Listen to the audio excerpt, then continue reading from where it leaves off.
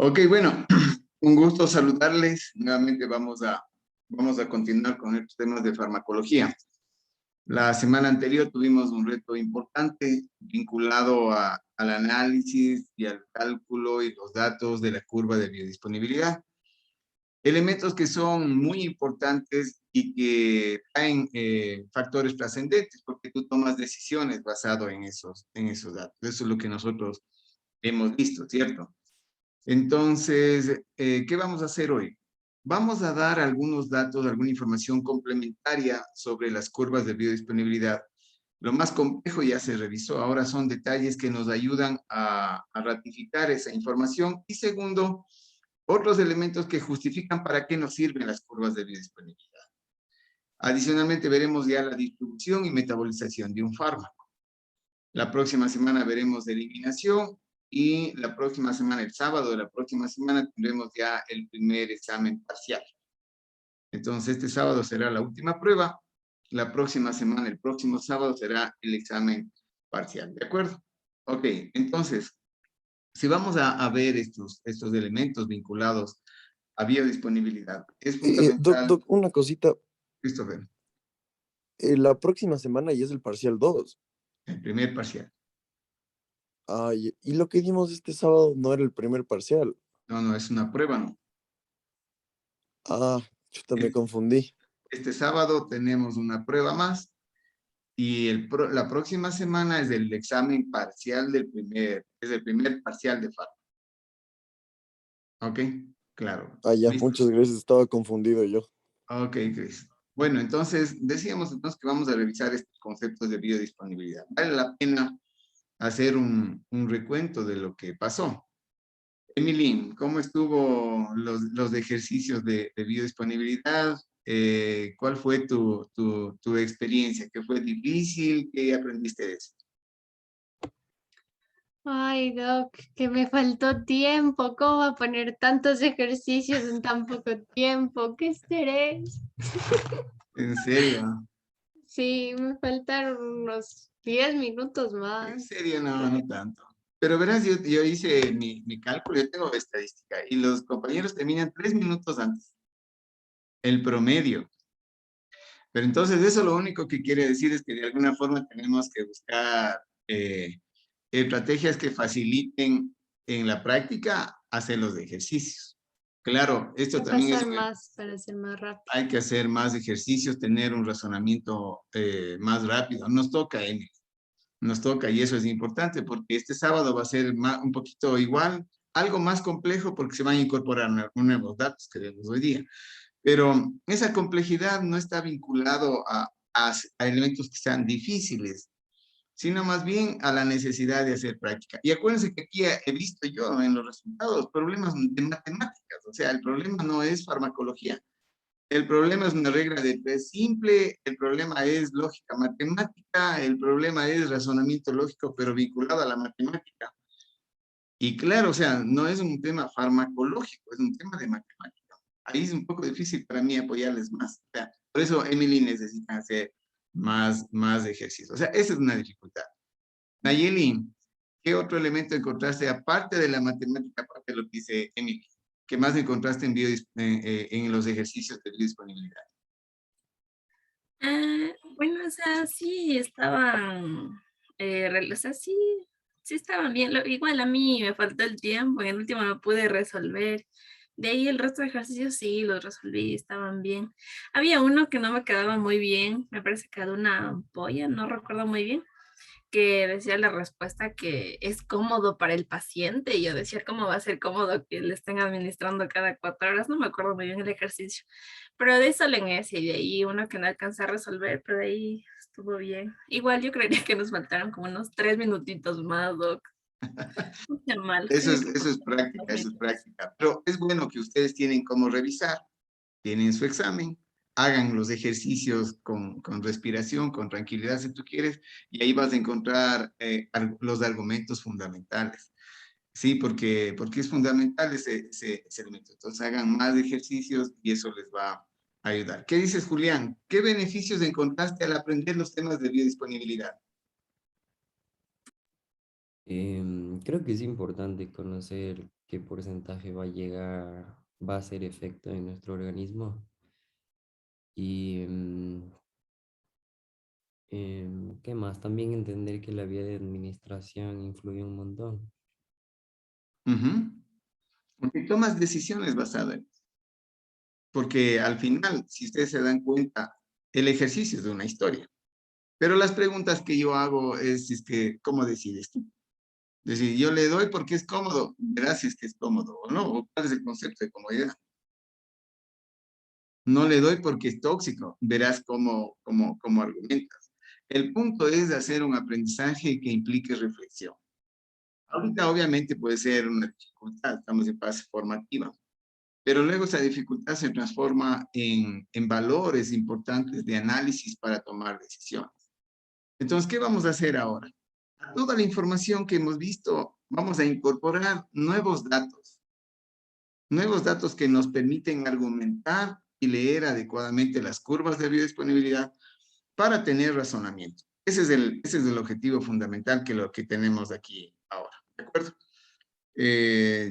Jos Correa, Pablo, el Daniel ya mismo se incorpora, Paula, Sebastián Bastidas, si pueden conectarse, por favor, para poder continuar. Ok, Doctor, estoy en la clase, pero ya está prendida la cámara, pero no sé ya, por ok, qué no ok. sale. Ya, ok, no hay problema. En todo caso, que estés ahí es importante, ¿ya? Cuando tengan ese problema, solamente me avisan y yo ya sé que Christopher está con una historia, el Daniel con otra historia, el Pablo ahorita ya me entero de la historia, ¿ya? Ok, entonces, ¿qué es lo que vamos a ver? En un recuento así muy breve, ¿qué es lo que ya sabemos? ¿Qué es lo que hemos dicho? Que la biodisponibilidad es el porcentaje del fármaco que llega a la circulación general para cumplir una función determinada. Esa biodisponibilidad tiene una fórmula. ¿Cuál es la fórmula, Dani Espinosa? ¿Cuál es la fórmula? ¿Ahí me escuchan? Sí. Sí, a ver, ya. La fórmula era F, bueno, sí, F es igual que es biodisponibilidad sistémica del fármaco, es igual a F, que era la grado de absorción, por, entre paréntesis, 1 menos, que era el índice de extracción.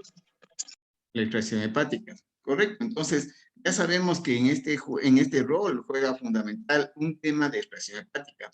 Y basados entonces, Dani, en esa historia, es importante revisar que esa curva de biodisponibilidad está vinculada con esos elementos que nosotros tomamos en cuenta y que hemos hecho todos los ejercicios. Recordemos que en esta curva de biodisponibilidad tengo una curva de ascenso de absorción, la otra de eliminación. Aquí tengo datos que ya conocemos, la Cmax, la Tmax, y toda esta historia de 15 se llama el área bajo la curva. En esta área bajo la curva, nosotros podemos debemos incorporar dos ejes fundamentales que son la concentración efectiva y la concentración tóxica. Al tener la concentración efectiva y la concentración tóxica, se generan tres áreas. Llamemos esta el área número 1, el área número 2 y el área número 3. ¿Cuáles son, Dani Padilla, la diferencia en esas tres áreas? ¿Qué característica tiene cada área? A ver, el área que está debajo de la concentración efectiva, o sea, no es efectiva, no cumple con su propósito. Correcto, es un De área ahí que ¿no? el área que está encima de la concentración mínima es donde sí va a actuar el fármaco, va a ser efectivo. ¿Y Y de esta área? ahí son los tóxicos. Ajá. Correcto, entonces lo más importante es que miren, nosotros ya hicimos ese razonamiento sin que nosotros tengamos técnicamente la división de las áreas. Es la parte más importante. Entonces nosotros hemos visto ya el área de no efectividad, el área efectiva y un área que es de tipo tóxica, ¿de acuerdo? También vimos el tema de las vidas medias. ¿Qué nos están indicando las vidas medias? Las vidas medias nos están indicando cómo y en qué ritmo se están eliminando el fármaco, ¿no? Las concentraciones y el tiempo de eliminación de fármaco. Y al fin del día, a nosotros nos ayuda para, cruzando con la línea de concentración efectiva, definir la frecuencia de administración, la dosificación y la frecuencia de administración farmacológica. Eso determina que estas líneas y estas curvas de biodisponibilidad tienen valores y son valores útiles. Uno de esos valores es poder diferenciar lo que va a pasar con las vías de administración y las formas farmacéuticas. Entonces aquí tengo, por ejemplo, la vía intramuscular, tengo la vía oral, tengo la vía rectal, y aquí aparece una vía importante que es la vía endovenosa. Alison Sánchez, cuéntame un poco, ¿qué ves de interesante en la vía endovenosa en relación, por ejemplo, a la vía intramuscular? Que esta está como que desde el inicio, desde el momento que es administrada, como que está en la cantidad máxima, en la concentración máxima, y desde ¿Por, ahí va bajando. por En qué cambio, pasa eso, Alison? por lo que es directa, ¿Qué quiere decir que es directo? que va a entrar a la circulación de manera directa. Entonces, en cambio, en las otras, como tiene que cumplir el proceso de cómo se va absorbiendo, va desde un cierto punto, recién subiendo la curva para la concentración máxima y de ahí va bajando como normalmente. Pero en cambio, la intravenosa es desde el primer momento. Correcto, ese dato que es fundamental que hemos dicho muchas veces, que la endovenosa no tiene absorción. Se grafica así. El hecho de que no tengas una curva en donde el fármaco se absorbe, sino directamente la concentración que tú pongas directamente en la circulación. Y por lo tanto se dibuja gráficamente así. Desde el inicio, en pocos segundos, vos ya tienes la concentración máxima. Y luego va descendiendo en relación a la vida media y eliminación. Entonces es interesante observar, y póngase muy pilas, en las curvas de biodisponibilidad, cuando sea un inyectable, tendrá que ser dibujada de esa forma. Porque la concentración máxima está en una Tmax de 0, o de 1 segundo, o de 5 segundos. Si yo grafico en horas, entonces no le encuentro yo una curva de ascenso, ¿cierto? Ok. Una pregunta, pilas a esto, Christopher, ¿sí? ¿En qué condición o qué sistema de vía de administración puede graficarse una curva que nazca aquí, por ejemplo, nace aquí, sube y luego tengo la fase de eliminación? ¿Sí me entendiste, Chris? Un poco, Doc, no tan claro. Ok, la pregunta es para todos los compañeros. ¿En qué vía de administración o bajo qué circunstancia puede darse, ya, que nace aquí, ya? Si ven que no nace desde cero, desde la absorción. Nace aquí, sube, ¿sí? Llega a la concentración máxima y después desciende. Christopher, ¿en qué condición puede darse eso?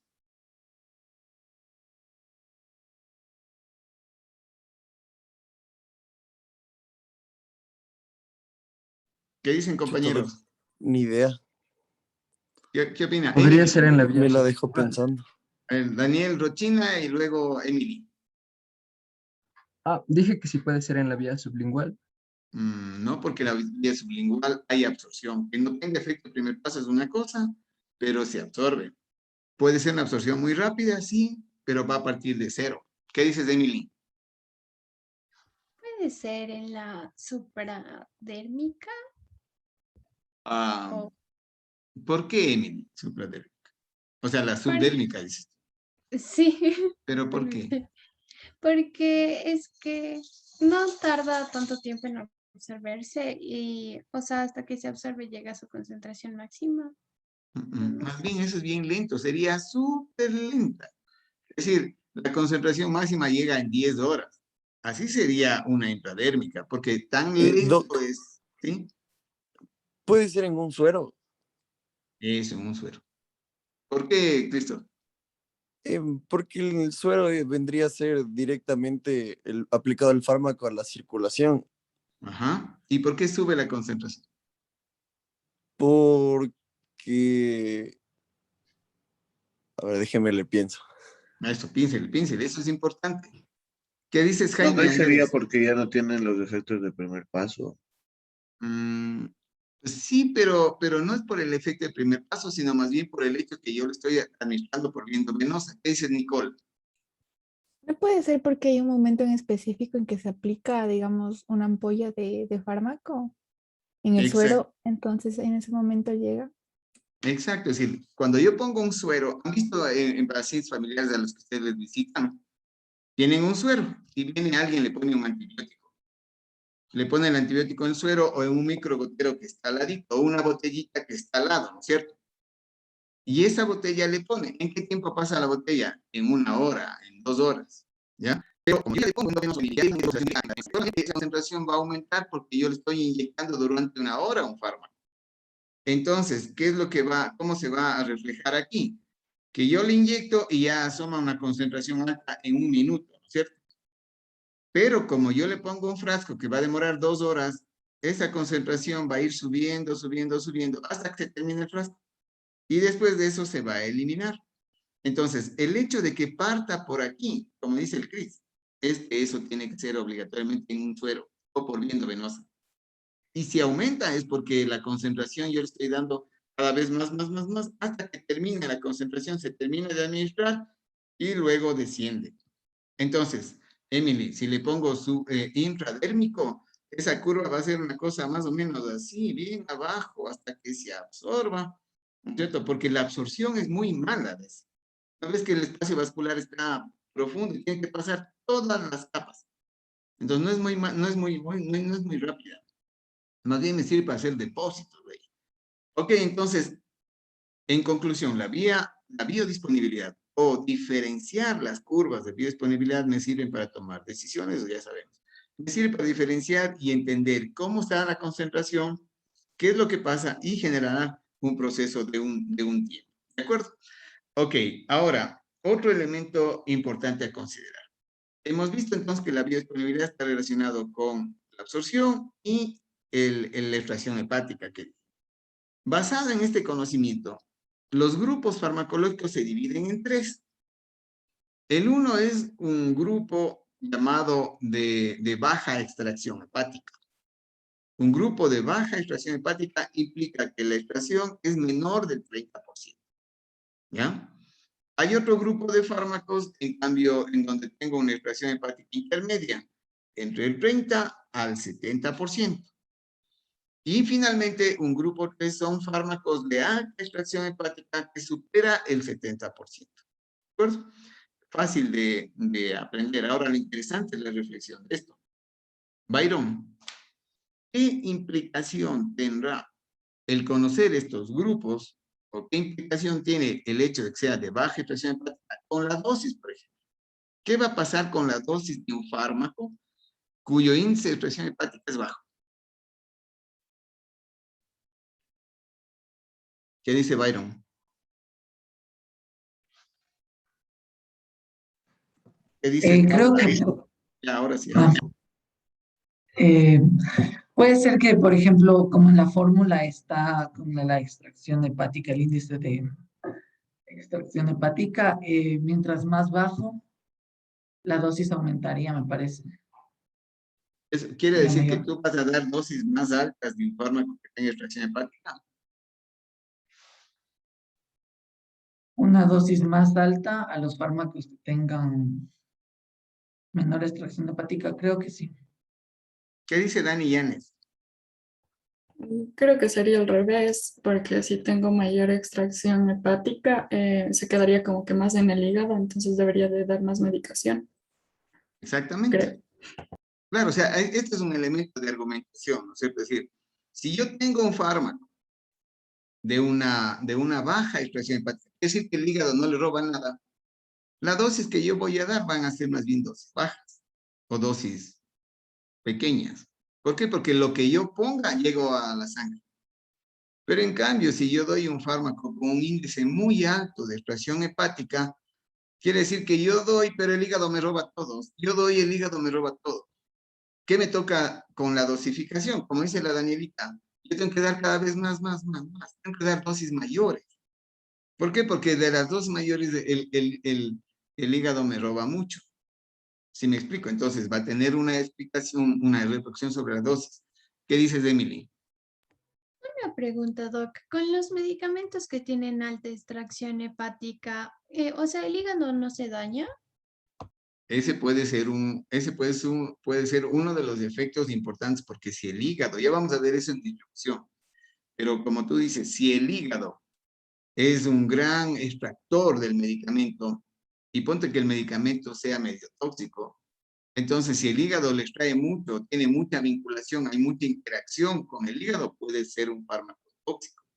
De hecho, los fármacos tóxicos son los que más metabolización hepática tienen y mayor índice de extracción hepática tiene, porque se pone en contacto, es como tener, ¿quién se quema más? ¿Del que tiene más tiempo un elemento caliente en la mano o el que solo le pasa así rápido? ¿Quién se quema más? El que pasa más tiempo ahí, ¿no es cierto? No sé si ustedes han visto, hay experiencias de gente que hacen trabajos en equipo y caminan por 4 metros de carbón prendido descalzo. ¿Han visto alguna vez eso? Nicole, ¿has visto eso? ¿Qué pasa con la gente? ¿Has visto eso? Nicole Cerón. Sí, hay personas que sí logran cruzar y otros, o sea, pero van así súper rapidito. Exactamente.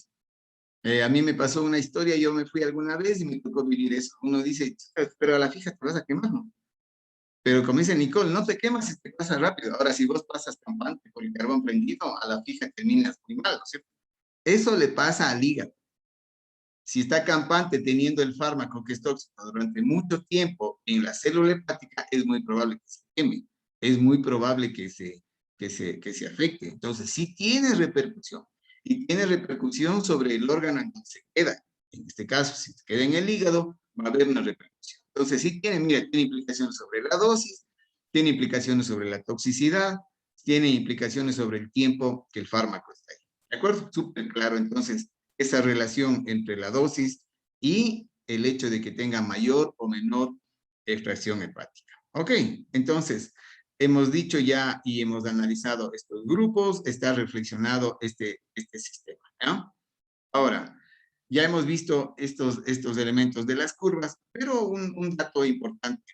Hemos estado revisando solamente curvas de biodisponibilidad de una dosis, en donde tengo la fase de absorción, llega la concentración máxima y después el líquido. Ahora vamos a ver qué pasa en el organismo cuando yo doy, no una dosis, sino doy 4 días de medicamento.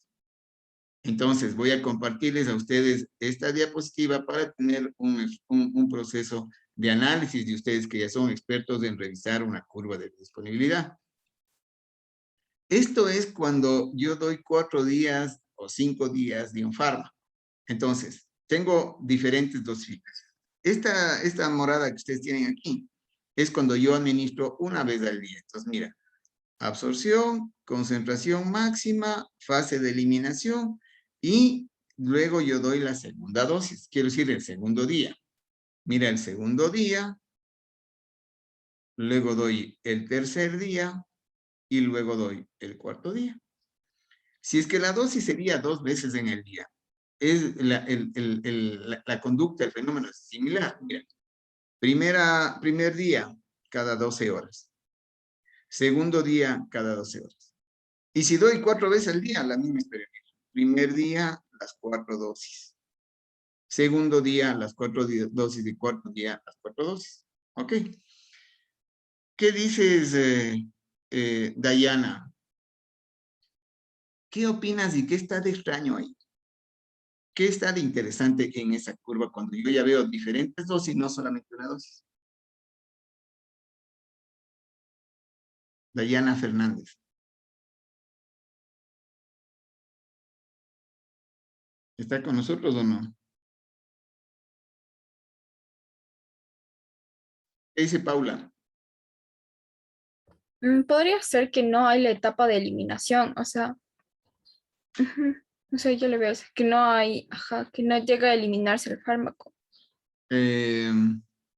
Decir que no llega a eliminarse, o sea, está un poco por ahí, pero no es que no llegue a eliminarse, porque un día se elimina, Paula. O sea, si no llegaría a eliminarse, sería, la curva de no eliminarse sería una cosa más o menos parecida así, a esto. Te voy a poner como ejemplo, Paula, para analizar contigo. Luego vemos con Nicole y Estefanía. si es que tú dices que el fármaco no se elimina, Paula, sería así: primer día, segundo día, tercero, cuarto, quinto, sexto, séptimo, octavo, noveno. O sea, si no se elimina, la tendencia sería permanentemente ascendente. Entonces, ¿qué quiere decir, Paula, nuevamente? ¿Por qué? ¿Qué es lo que viste que pasó primero?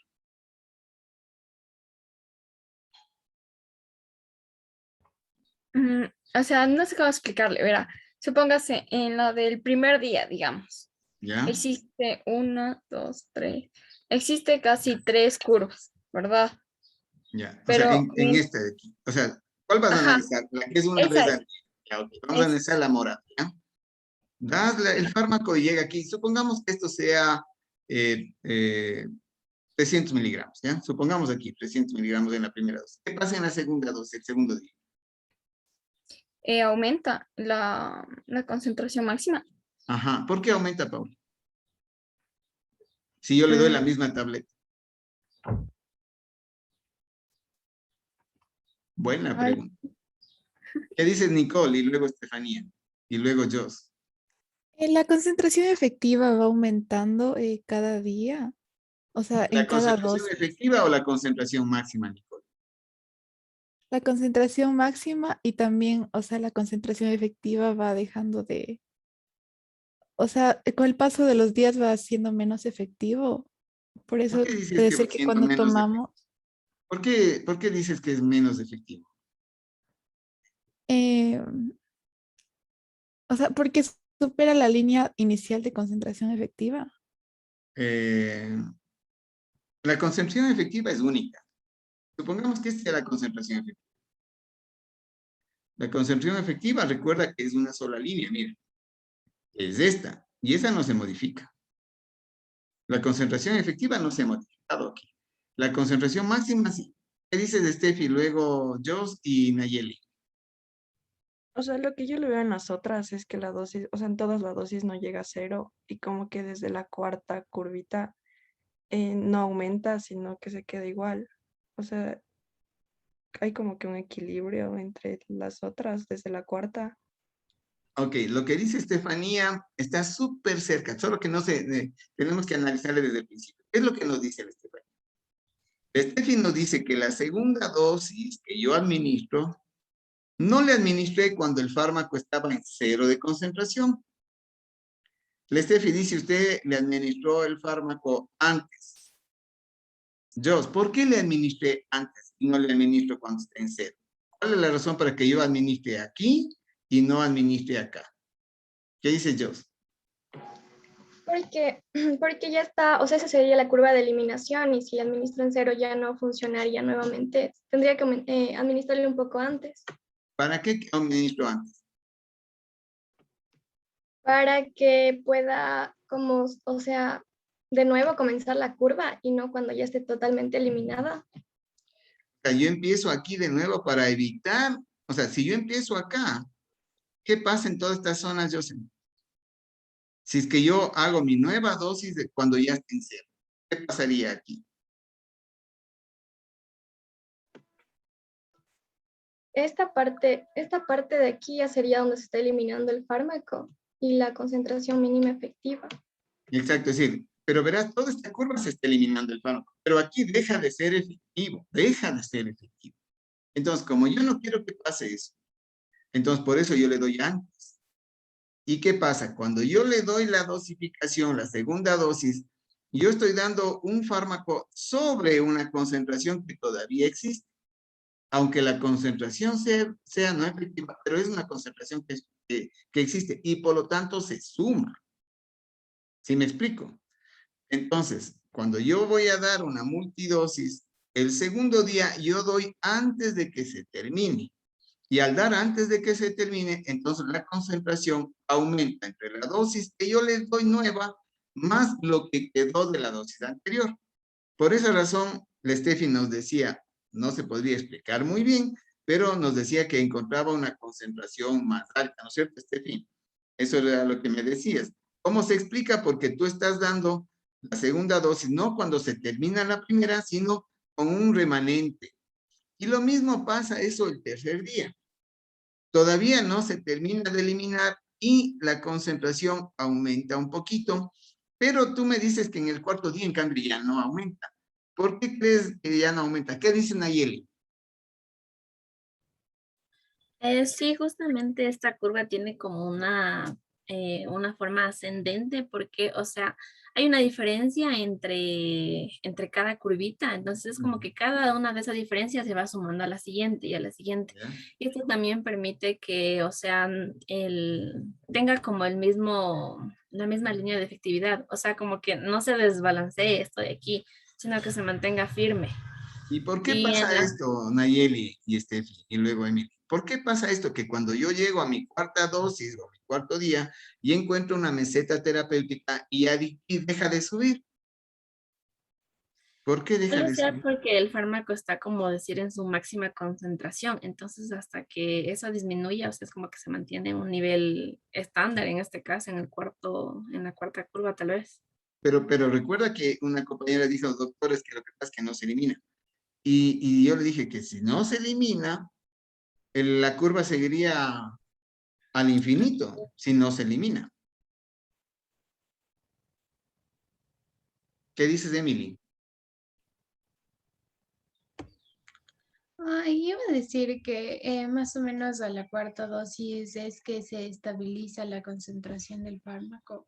Ajá, pero ¿por qué se estabiliza? Yo estoy de acuerdo contigo. En la cuarta dosis, en la cuarta pasada, la cuarta vida media se estabiliza. ¿Pero por qué? ¿Por qué quiere decir estabilizarse? O sea, porque sí se elimina un poco, baja su concentración un poco, pero no llega a bajar de la concentración efectiva. Entonces todo el tiempo está funcionando el medicamento en el organismo. O sea, sí, está, por eso se llama meseta terapéutica, está funcionando todo el tiempo. Mi pregunta es, ¿por qué no sube más? ¿Qué dices, Anaí, Micaela?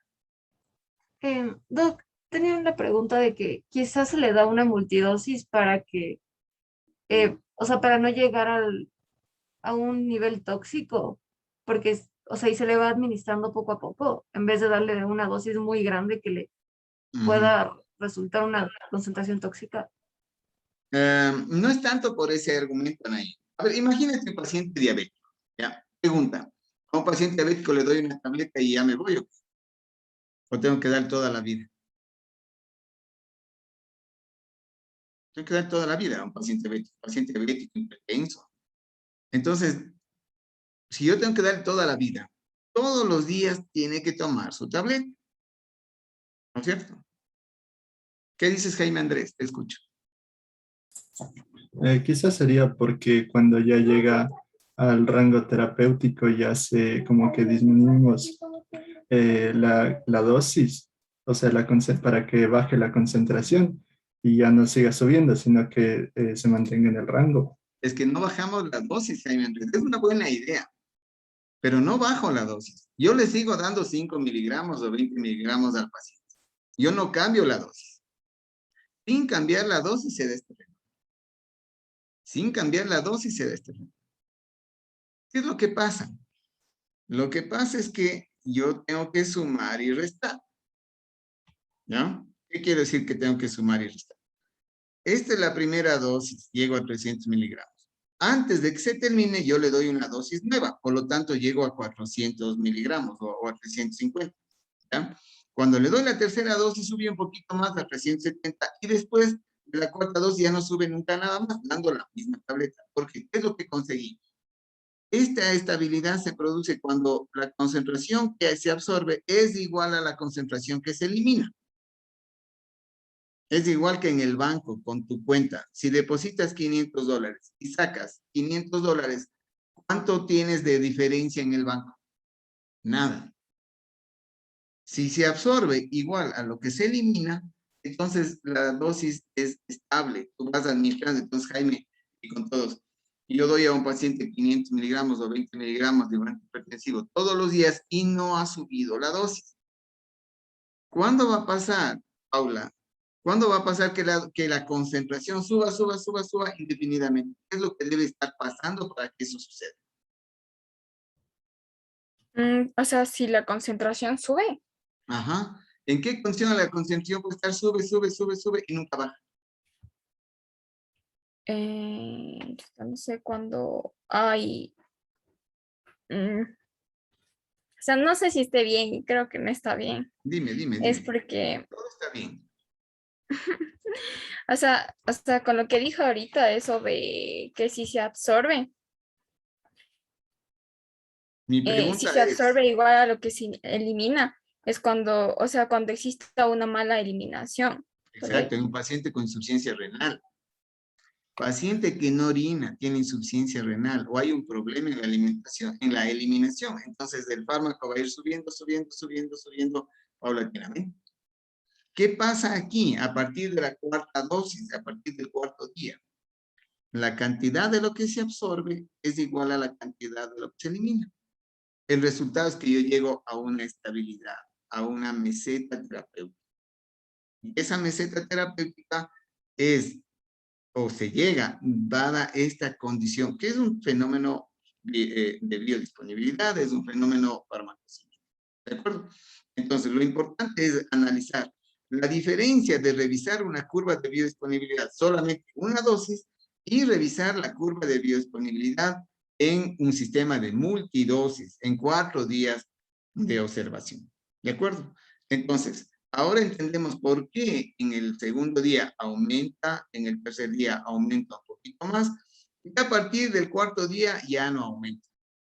Es una dosis estable. A eso se llama meseta terapéutica. Y como es lógico, esa meseta terapéutica debe estar en el rango terapéutico. Si es que no pasa esto y el fármaco no se elimina, entonces empieza a subir, subir, subir. ¿A dónde llega? A un rango tóxico. Puede intoxicar a un paciente, ¿no es cierto? Entonces, esta es la cultura, este es uno de los elementos que a mí me sirve observar la curva de biodisponibilidad en función del tiempo. ¿Qué dice Julián? Doc, aquí también puede influir que el paciente cumple con los horarios donde debe tomar el medicamento. Correcto, como dice Julián, o sea, si el paciente toma la medicación en el horario adecuado, yo voy a tener una curva así. Pero en cambio, si el paciente se olvida de tomar, Julián, 2 días y 3 días después se acuerda de tomar y después de nuevo recupera y después se olvida 2 días, ¿qué va a pasar con la curva? Va a bajar. Puede bajar, entonces estoy estable, el paciente diabético se olvida de tomar, baja la concentración, baja la efectividad clínica, la glucosa de nuevo alta. Después de nuevo se acuerda que tiene que tomar la medicación, de nuevo se estabiliza. 2 días no ha tomado, de nuevo sube la presión o suben los niveles de glicemia. Entonces, lo que dice Julián es un razonamiento importante. Para que yo tenga esto, el paciente tiene que ser ordenado y debe tomar las dosis con el horario adecuado. ¿De acuerdo? ¿Qué dice Farid? Profe, no entiendo, o sea, desde el cuarto día recién se va a empezar a eliminar y No, luego no. No, se empieza a eliminar desde el principio, así. Pero recuerda que la segunda dosis, yo no doy cuando el fármaco se elimina al 0. Yo le doy cuando el fármaco está, supongamos que la concentración efectiva aquí sean 40 miligramos, ¿ya? ¿Tú le das la segunda dosis cuando está en 0 o cuando está antes de los 40, Farid? ¿Te acuerdas cómo hacíamos el cálculo para ver la frecuencia de administración? era porque veíamos cuando deja de ser efectivo y cuando empezó a ser efectivo y Correcto. restábamos. Correcto, eso quiere decir que la segunda dosis yo le doy acá. Como yo le doy una segunda dosis sobre una concentración que ya está en la sangre, entonces la segunda curva, el segundo día, sube un poquito más. Pero no quiere decir que no se ha eliminado, quiere decir que se está eliminando poco a poco. A partir del cuarto día consigues la estabilidad entre lo que se absorbe y lo que se elimina, es lo mismo, entonces estás con una concentración estable. Te tomas la medicación y tienes una concentración estable. A esto se llama meseta terapéutica. ¿De acuerdo? Súper claro el tema. Ok, entonces. Doc, una pregunta. Sí. Ahí en el gráfico que puso, la primera dosis sube casi a los 10 puntos, pero la segunda dosis llega casi a los 15. ¿Por qué no sube igual a los 20? O incluso más. Lo que pasa es que este de aquí es un ejemplo solamente, no es un estándar matemático, es un ejemplo. que nos está diciendo que yo sigue aumentando la concentración hasta que llegue a mi meseta terapéutica. ¿Cuándo voy a llegar a mi meseta terapéutica? Cuando lo que se absorba sea igual a lo que se elimina. Nada más. No es un tema matemático exacto. Cada fármaco va a tener su cultura, cada fármaco va a tener sus cifras. ¿De acuerdo? ¿Qué dices, Miguel Ángel? En el caso de la insuficiencia renal, el fármaco va a seguir aumentando hasta el punto de citotoxicidad. Claro, y por lo tanto, eso va a pasar, Miguel Ángel.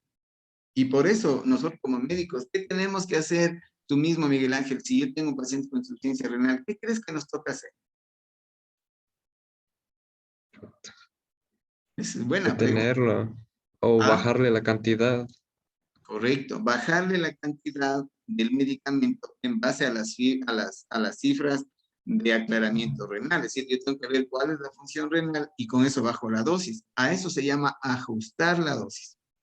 Entonces, el médico tratante, vos eres el médico residente, tienes un paciente con insuficiencia renal y el tratante te dice, Angelito, ajustará la dosis, ¿no? Cuando te diga eso, Angelito, ajustará la dosis, quiere decir que tienes que calcular qué concentración del fármaco le vas a dar en base a la capacidad de eliminación que tiene el fármaco. La dosis va a ser antes de la diálisis es una dosis, después de la diálisis es otra. ¿No ves que antes de eso no puede eliminar, después de la diálisis ya puede eliminar? Entonces yo tengo que ir jugando con esas dosis. A eso se llama ajustar la dosis. ¿Ya? Entonces a nosotros nos toca ajustar la dosis en el paciente con insuficiencia. Ahora entendemos el por qué. Es lo interesante. Es decir, el razonamiento. ¿Por qué ajusto la dosis de un paciente con insuficiencia renal? Pónganse pilas a esto, porque acuérdense que yo en las evaluaciones pongo caso clínico. Y digo, paciente con insuficiencia renal, ¿qué es lo que puede pasar con la curva de disponibilidad? Si yo te pregunto eso, Mara, ¿qué dirías tú? Paciente con insuficiencia renal, ¿qué va a pasar con la curva de biodisponibilidad? Tengo que tener más control y tengo que ajustar la dosis. Ajá. ¿Por qué? ¿Por qué tienes que ajustar? Porque como tiene problemas de eliminación, entonces la curva va a descender muchísimo más rápido. No, la curva no va a descender más rápido. ¿Qué va a pasar, Dani Llanes? Sí, la curva va a seguir subiendo y va a llegar a nivel tóxico. La concentración va a subir, Mara, y va a llegar a un nivel tóxico. ¿No es cierto? Eso va a ser importante. ¿Sí? Eso es un elemento claro. Por eso tiene que ver bien la curva, razonar qué es aumento de concentración, qué es la eliminación, y en base a eso jugar o analizar este proceso. ¿De acuerdo? Ok, entonces ya tenemos claro este panorama. Ahora, ¿para qué sirven las curvas de biodisponibilidad? Ahí te pongo un ejemplo de la utilidad clínica de una curva de biodisponibilidad. Entonces, Sebastián, ¿qué es lo que estás viendo ahí tú? ¿Para qué sirve la curva de biodisponibilidad? O saber esto.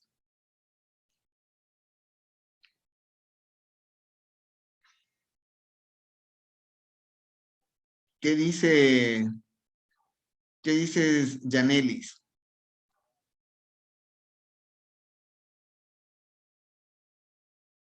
Está con nosotros Yanelis Lozano.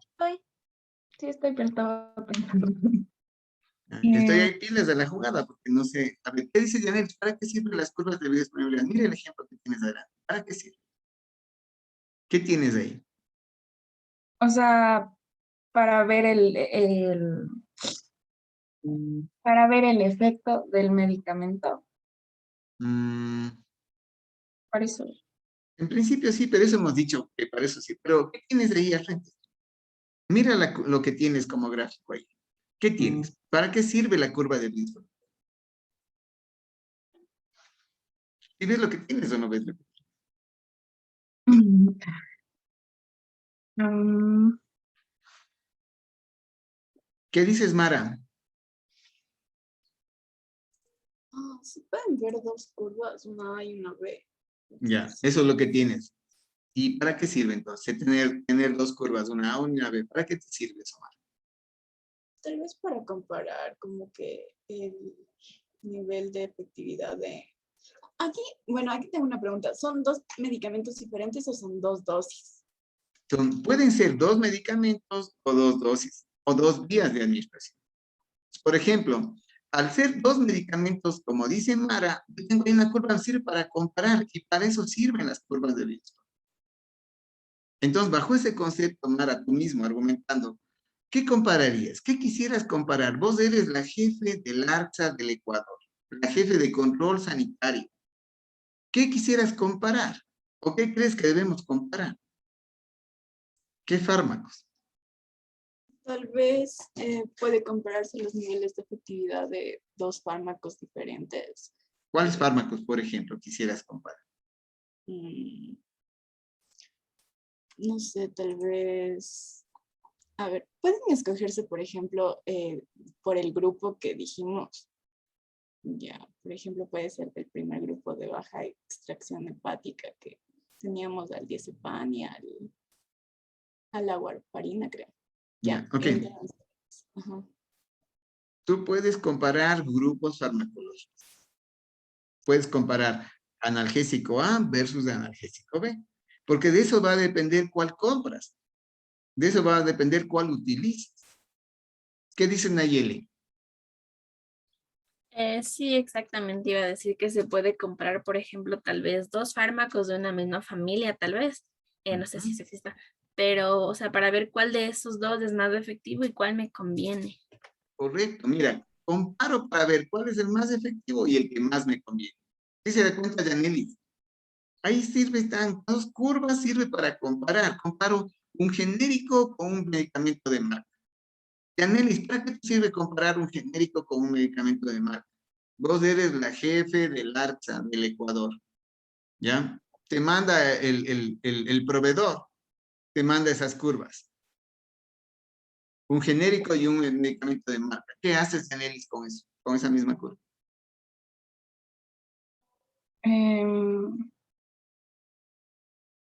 A ver, para ver si tiene la misma efectividad el genérico con el ¿Qué haces? Si tiene la misma efectividad de un genérico con un producto de marca, ¿qué crees? ¿En dónde crees que está la diferencia? en el tiempo que va a tomar efecto, puede ser. Si es que habría una diferencia, ese sería un problema. ¿Qué dice David y luego Byron? Y teniendo en cuenta que en la gráfica se mostraba que el medicamento genérico tenía casi prácticamente la misma ruta que el medicamento no genérico, estaríamos diciendo de que tiene la misma, casi la misma efectividad un medicamento genérico que el original, siendo este más al alcance de la gente, ¿no? De bajos recursos. Correcto, mira, entonces el David, como jefe del ARSA, acepta la incorporación de ese medicamento en el cuadro nacional de medicamentos básicos y que el Estado compre. ¿Por qué? Porque el David acaba de demostrar que el medicamento genérico tiene la misma efectividad y la misma curva de biodisponibilidad y las mismas características del producto de marca. El uno cuesta 20 centavos, el otro cuesta $2.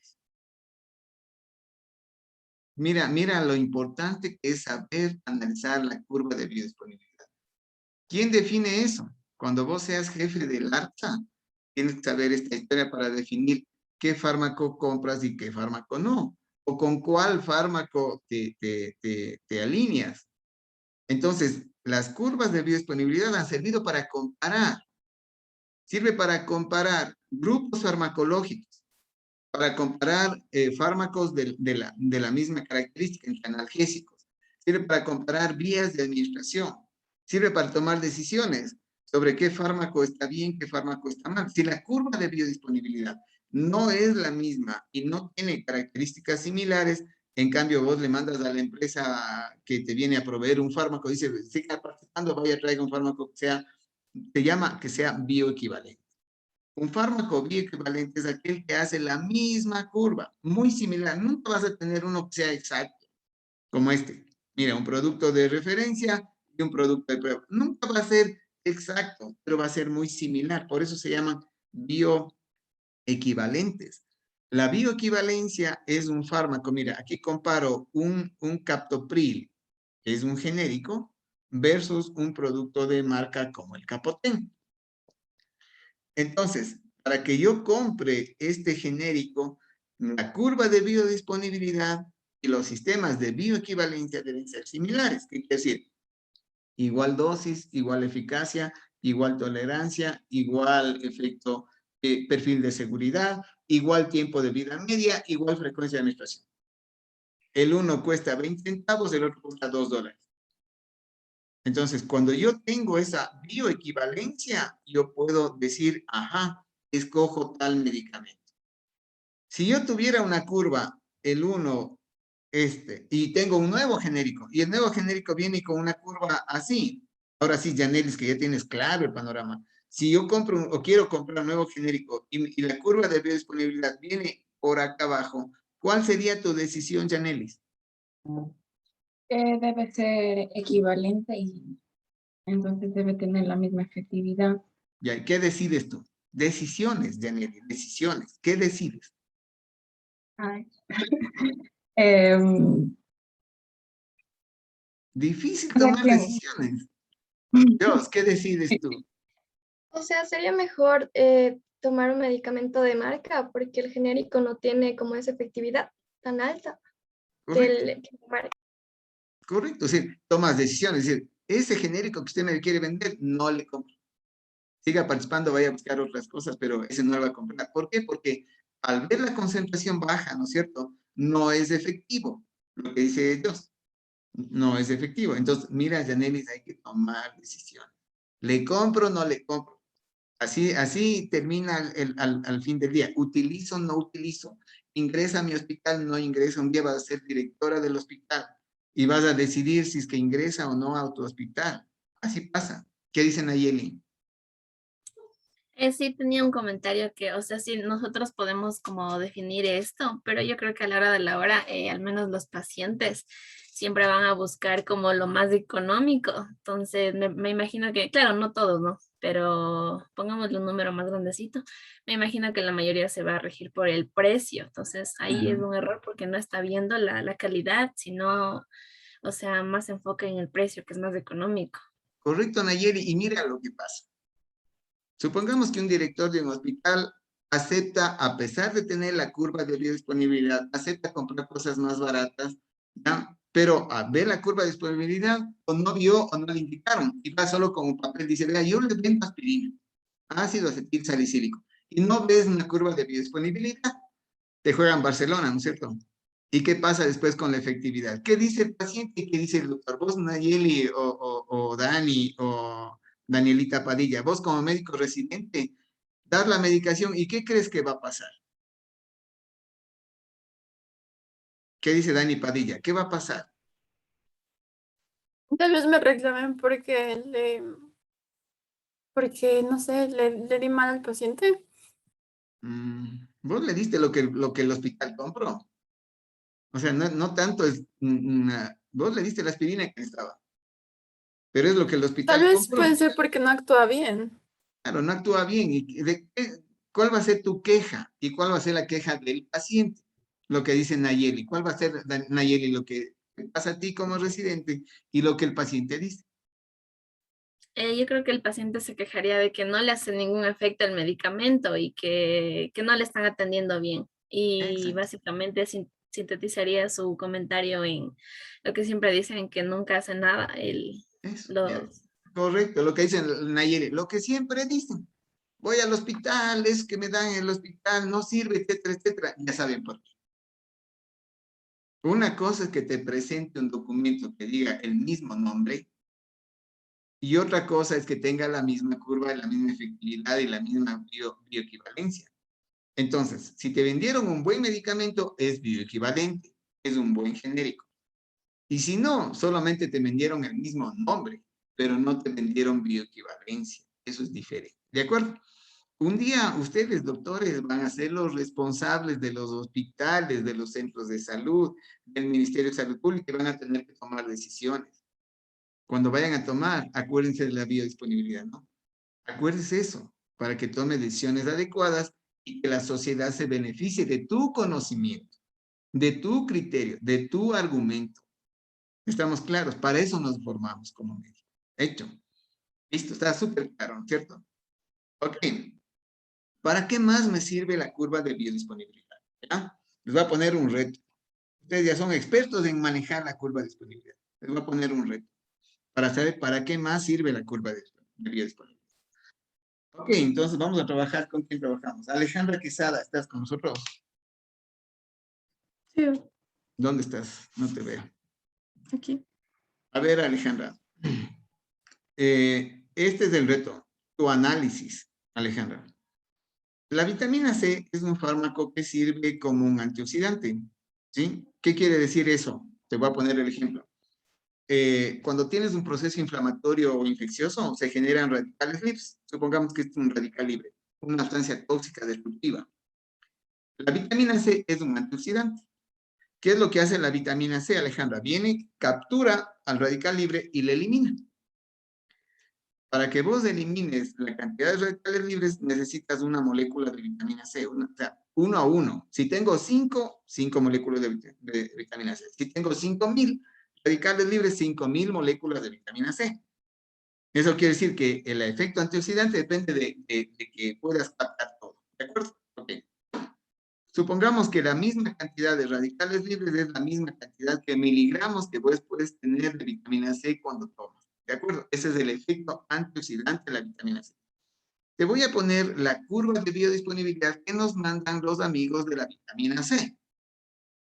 Tú lees la curva de biodisponibilidad y tomas decisiones. A ver si utilizas, no utilizas o qué criterio tienes, Alejandra. ¿De acuerdo? Ok, entonces. Esta es la curva que me manda la industria. ¿Y qué me dicen? Cuando yo me tomo 200 miligramos de vitamina C por vía oral, yo alcanzo, la biodisponibilidad es de 80 miligramos. Eso quiere decir, me tomo 200 miligramos y 80 tengo en la sangre. ¿Ya? Quiero decir, si tengo 80 moléculas de radicales libres, funciona bien. Si yo me tomo 1 gramo, ¿sí? Con 1 gramo me tomo 1000 miligramos y en la sangre llegan 180 y luego se elimina. Si me tomo 2 gramos, es decir, el doble de la dosis, en la sangre tengo 190. Y si me tomo 3 gramos, ¿sí? En la sangre llego a 200 miligramos. Si yo me tomo 3 gramos cada 6 horas, tengo 200 miligramos, 200 miligramos, 200 miligramos, 200 miligramos. Ok, Alejandra. Te voy a poner 2 condiciones. La una es un estrés porque vienes a clases. Radicales libres, 150. La otra es una neumonía. Radicales libres, 3000. Ok. ¿Qué opinas tú, Alejandra? ¿Qué decisión tomas sobre eso? ¿Qué es lo que tú estás observando?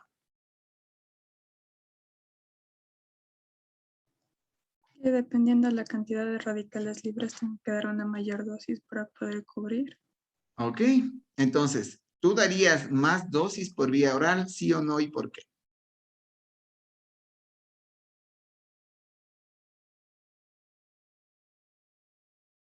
¿Qué dice Alejandra?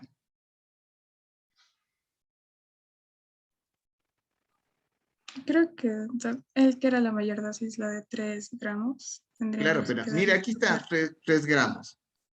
3 gramos, segunda dosis 3 gramos, tercera dosis 3 gramos, sexta dosis, y si tú sigues dando 3 gramos, va a seguir lo mismo. ¿Qué es lo que está pasando? ¿Qué dices, David?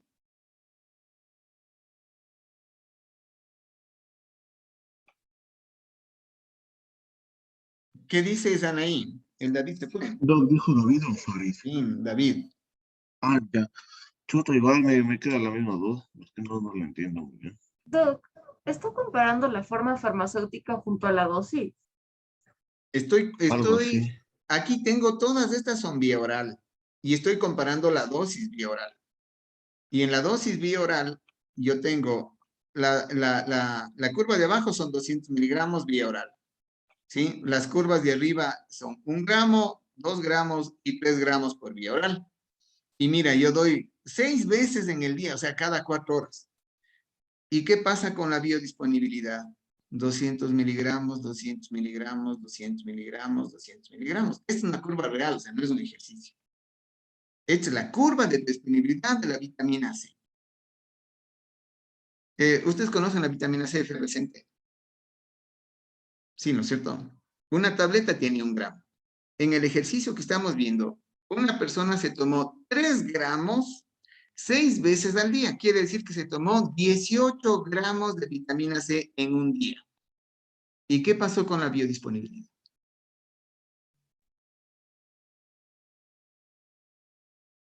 ¿Qué Fue pasó? constante.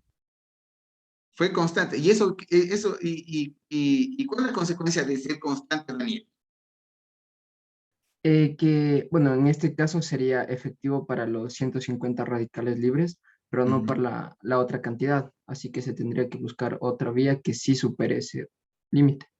Correcto.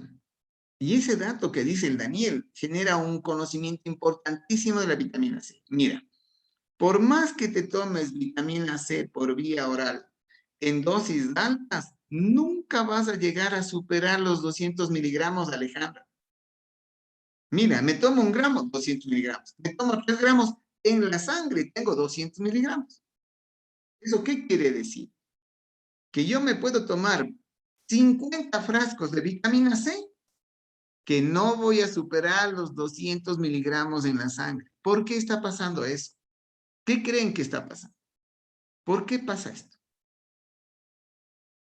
¿Qué dices, Jaime Andrés? ¿Por qué pasa esto? ¿O qué crees que está pasando? Quizá llega un punto en el que se empieza a eliminar la vitamina C constantemente, entonces como que no permite que suba la concentración más allá de 200. Ya, pero si yo no permite que suba, no es la fase de eliminación, es la fase de absorción. Si no permite que suba, es la fase de absorción.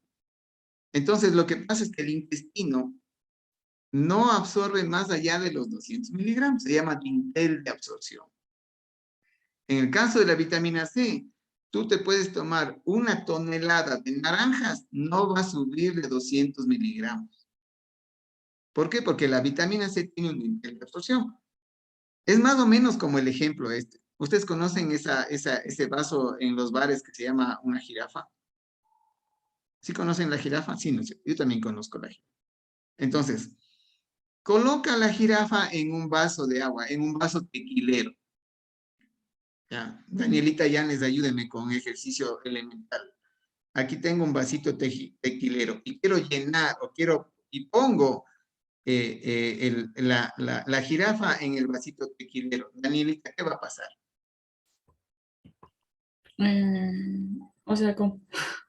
No me entendió. ¿Quién me entendió el ejercicio? Yo, ¿me entendió? O ¿Qué va a sea, pasar cuando yo empiezo a poner la cerveza? La jirafa, que es una cosa que tiene 80 centímetros de alto, y un tequilero que tiene 20 centímetros de alto. ¿Qué va a pasar, Jocelyn, cuando yo pongo la cerveza de un lado al otro?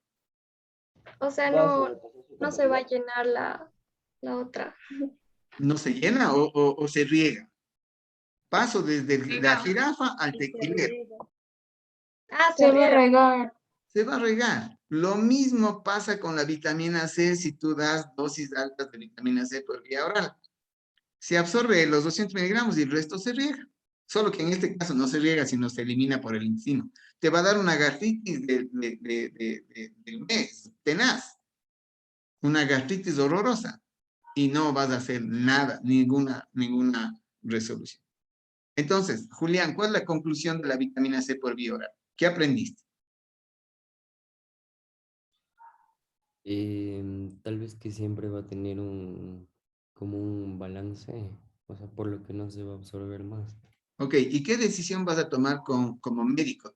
¿Vas a prescribir a un paciente, tómese 1 gramo de vitamina C o 5 gramos de vitamina C a las 6 horas? ¿Va a servir eso o no?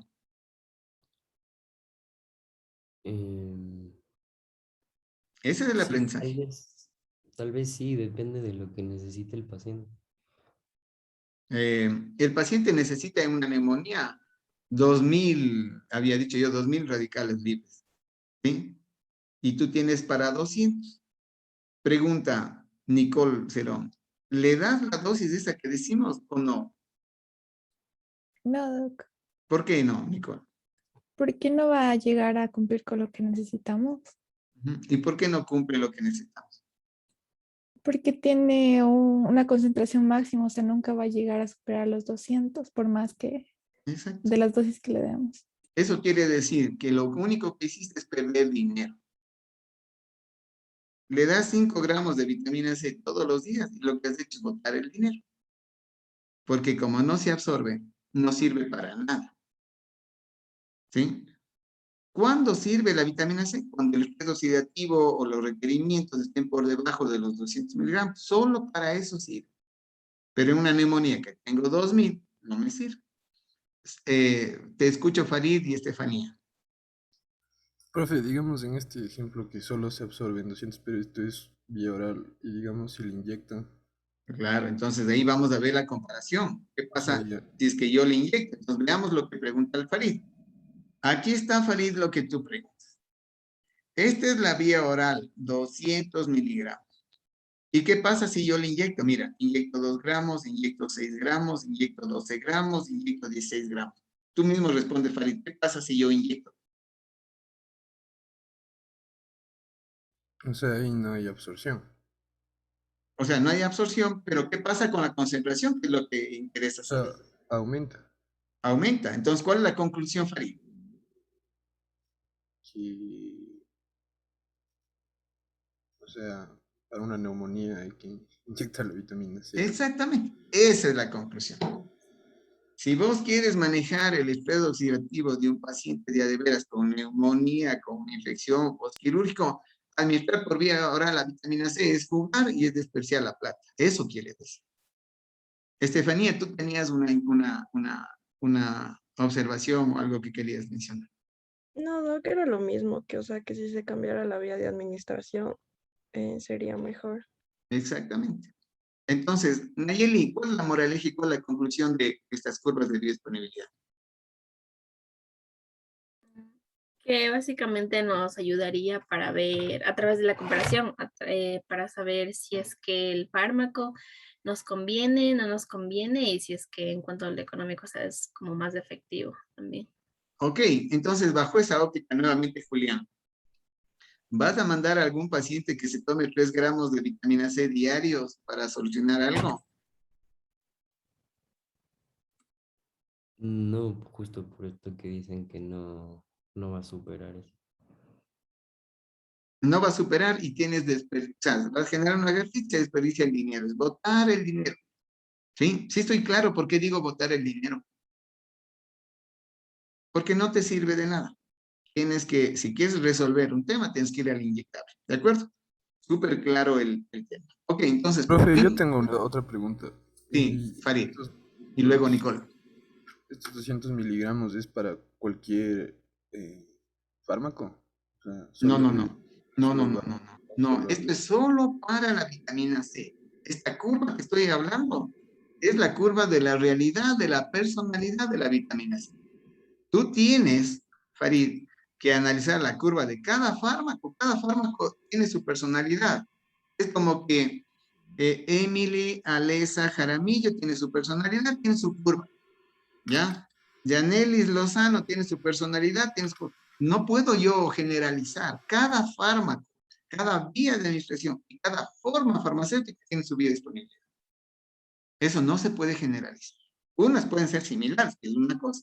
Para eso sirve la comparación. No puedo generalizar. Esta curva se llama curva de vitamina C por vía oral. Es individual, Farid. No se puede generalizar. ¿Ya? ¿Qué dice Nicole? Doc, una pregunta. ¿Qué efecto negativo puede tener el paciente, digamos, si por creer que por vía oral le vamos a dar 5 gramos y le mandamos esas tomas al día? O sea, ¿tendría algún efecto malo en el estómago? ¿Te has tomado 5 toronjas en un día alguna vez, Nicole? ¿Qué creen que pase con una paciente? Yo les cuento esto porque si hay pacientes que se toman, hacen la dieta de la toronja. ¿Han oído la dieta de la toronja? Los que quieren bajar de peso y hacen la dieta de la toronja una semana tomando solo toronja, sin comer nada más. Es la dieta de la toronja. ¿Qué creen que pase con la dieta de la toronja una semana? ¿Qué va a tener? Va a tener una gastritis terrible. Entonces, ¿cuál es el efecto de esto? Claro que tiene un efecto negativo, una gastritis. ¿No ves que la vitamina C es ácido ascórbico? Es como vivir tomando limón. Vas a tener, Nicolo, una gastritis. y te sacaste una gastritis gratuita, o sea, de gana, porque no te sirvió de nada. A menos que alguien quiera bajar de peso generando una úlcera gástrica, sí. O sea, sí puede bajar de peso, puede ser, pero no es la forma racional. ¿No es cierto? Es decir, opérate para que bajes de peso. No tiene mucha coherencia. Entonces, eso es importante, Nicole, si tiene consecuencias. ¿Por qué me preguntas eso, Nicole? ¿Qué es lo que has visto? ¿Qué has notado en la gente? No, de hecho, hay una anécdota de una amiga que está en la policía y ahí no les dejan comer nada de dulce y ella lo único dulce que tenía era un frasco de vitamina C efervescente y de ¿Ya? la desesperación se tomó todas esas. Ese frasco. ¿Y qué pasó? Ajá. Y sí, le dolía el estómago, pero o sea, fue un día. Exactamente. Entonces, mira, esas experiencias existen y esas experiencias son las que a nosotros nos alimentan y nos ayudan para entender el proceso. Entonces, yo les cuento todas estas historias para que no se olviden, porque a la fija en los procesos de evaluación yo le voy a poner esta curva a que tomes decisiones. Y donde te emocionas y te tomas el frasco de efervescente entero en un día, mira lo que va a pasar. Eso ya está aprendido, ¿no es cierto? Está súper, súper claro para mí. Nayeli. Dado que eso también podría actuar, por ejemplo, en el caso de los niños, se ha visto mucho que cuando les dan la vitamina C, bueno, en el caso de ellos desde el mini se vio, pero ellos se toman todo Claro. el sobrecito en un solo día y se acaban. Sí, porque son gomas y porque son Y las ricas gomitas. y pueden darle un dolor de estómago. El problema adicional es que botan el dinero porque no les sirve de nada. O sea, Pero básicamente no haría efecto, o sea, bueno, no, sí haría efecto, pero es hasta como un ahí desperdicio. O sea, es un solo lo que desperdicio. necesita. Solo lo que necesita basado en esa condición. ¿Qué dice Daniel? Doc, ¿y ese límite depende de la edad o del tamaño del individuo? No. Eso depende de que existe en la vitamina C un nivel de absorción que es de 200 miligramos. O Aumenta sea, la que es lo mismo capacidad. para un niño que para un adulto. Sí, casi que es lo mismo. Claro que hay una diferencia en la capacidad de absorción, un poco en el niño es menor todavía. En un niño, esto es un adulto promedio, pero en términos generales tampoco va a variar mucho. Es decir, no es que el niño absorbe 500 ni 800, no, eso no pasa. Pero eso es como una particularidad, es un elemento importante a considerar de la vitamina C. Y de nuevo, insisto, Farid, esto es la vitamina C. Yo no puedo poner esto a la amoxicilina, ni le puedo poner esto al paracetamol, no. Esto es personalidad de la vitamina C. ¿De acuerdo? Ok. Para finalizar y poder continuar con la clase, recuerden entonces ustedes que estos temas de biodisponibilidad están vinculados a la ley de Fick, a la capacidad de absorción, a la vascularización, a la vía de administración, a la forma farmacéutica, a la situación racial y hasta el estado emocional. Todos estos elementos son importantes a considerar en la biodisponibilidad. ¿De acuerdo? Ok. Continuemos con la historia. Ahora vamos a ver la distribución de un fármaco. Entonces, ¿cuál es la diferencia entre biodisponibilidad y distribución? ¿Qué dices, Christopher? Diferencia entre biodisponibilidad y distribución. Distribución, ¿se me ha escuchado? ¿Sí? Distribución no puede ser el recorrido que va a tomar el fármaco alrededor del cuerpo. El recorrido. Así como recorrido, es que no es un recorrido en el cuerpo. Como recorrido, no tanto. ¿Qué dice Dani Padilla? Como recorrido, no tanto.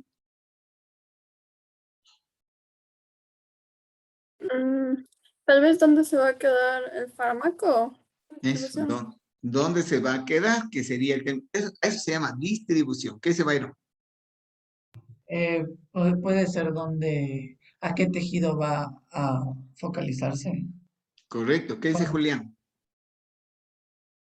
Eso también que va a ser el paso del fármaco por la sangre y tal vez depende de la circulación, como no es igual en todo el cuerpo, va a variar.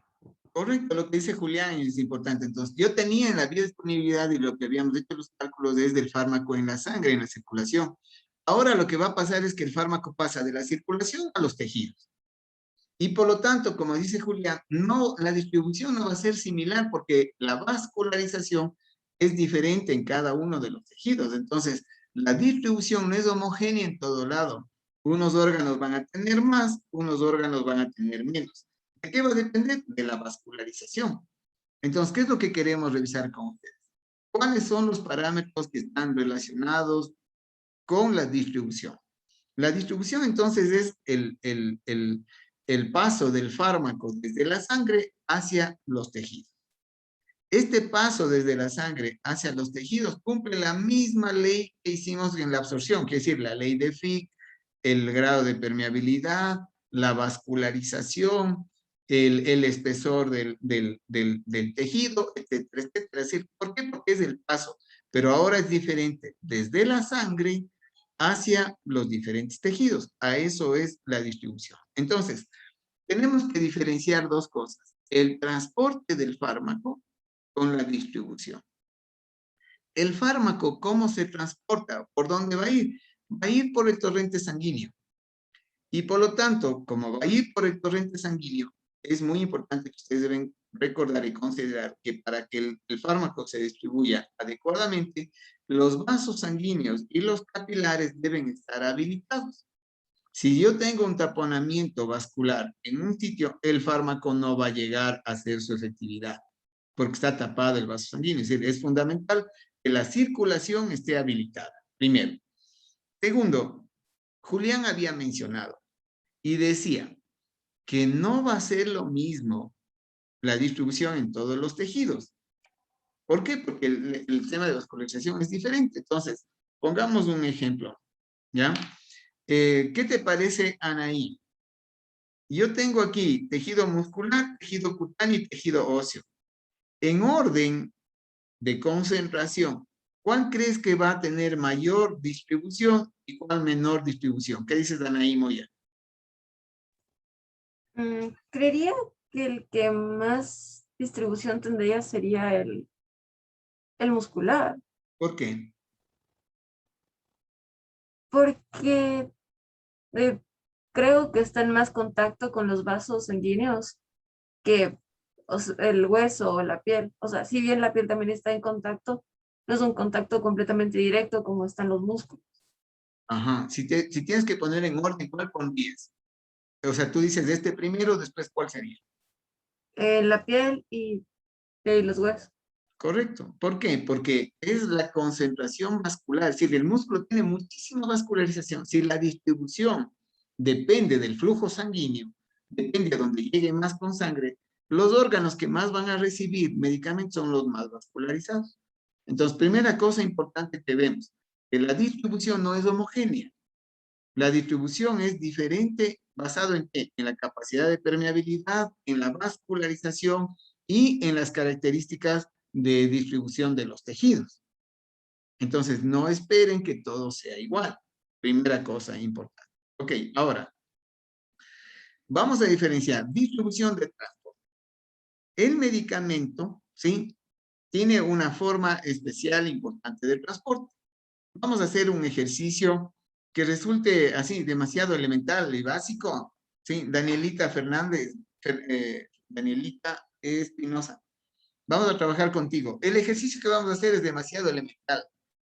Pero aún así, siendo demasiado elemental, nos sirve porque exactamente lo que pasa, lo que va a pasar con la Dani, pasa con el fármaco en el transporte. Ya, entonces, vamos a hacer un ejemplo. La Danielita tiene que transportarse de su casa a la universidad y coge el trole. El riesgo es que durante el transporte la Danielita se golpee, se caiga, se lastime. Ese es el riesgo. Entonces, Danielita, tú te subes al trole para ir a la universidad. Para evitar lastimarte, golpearte, caerte, ¿qué haces?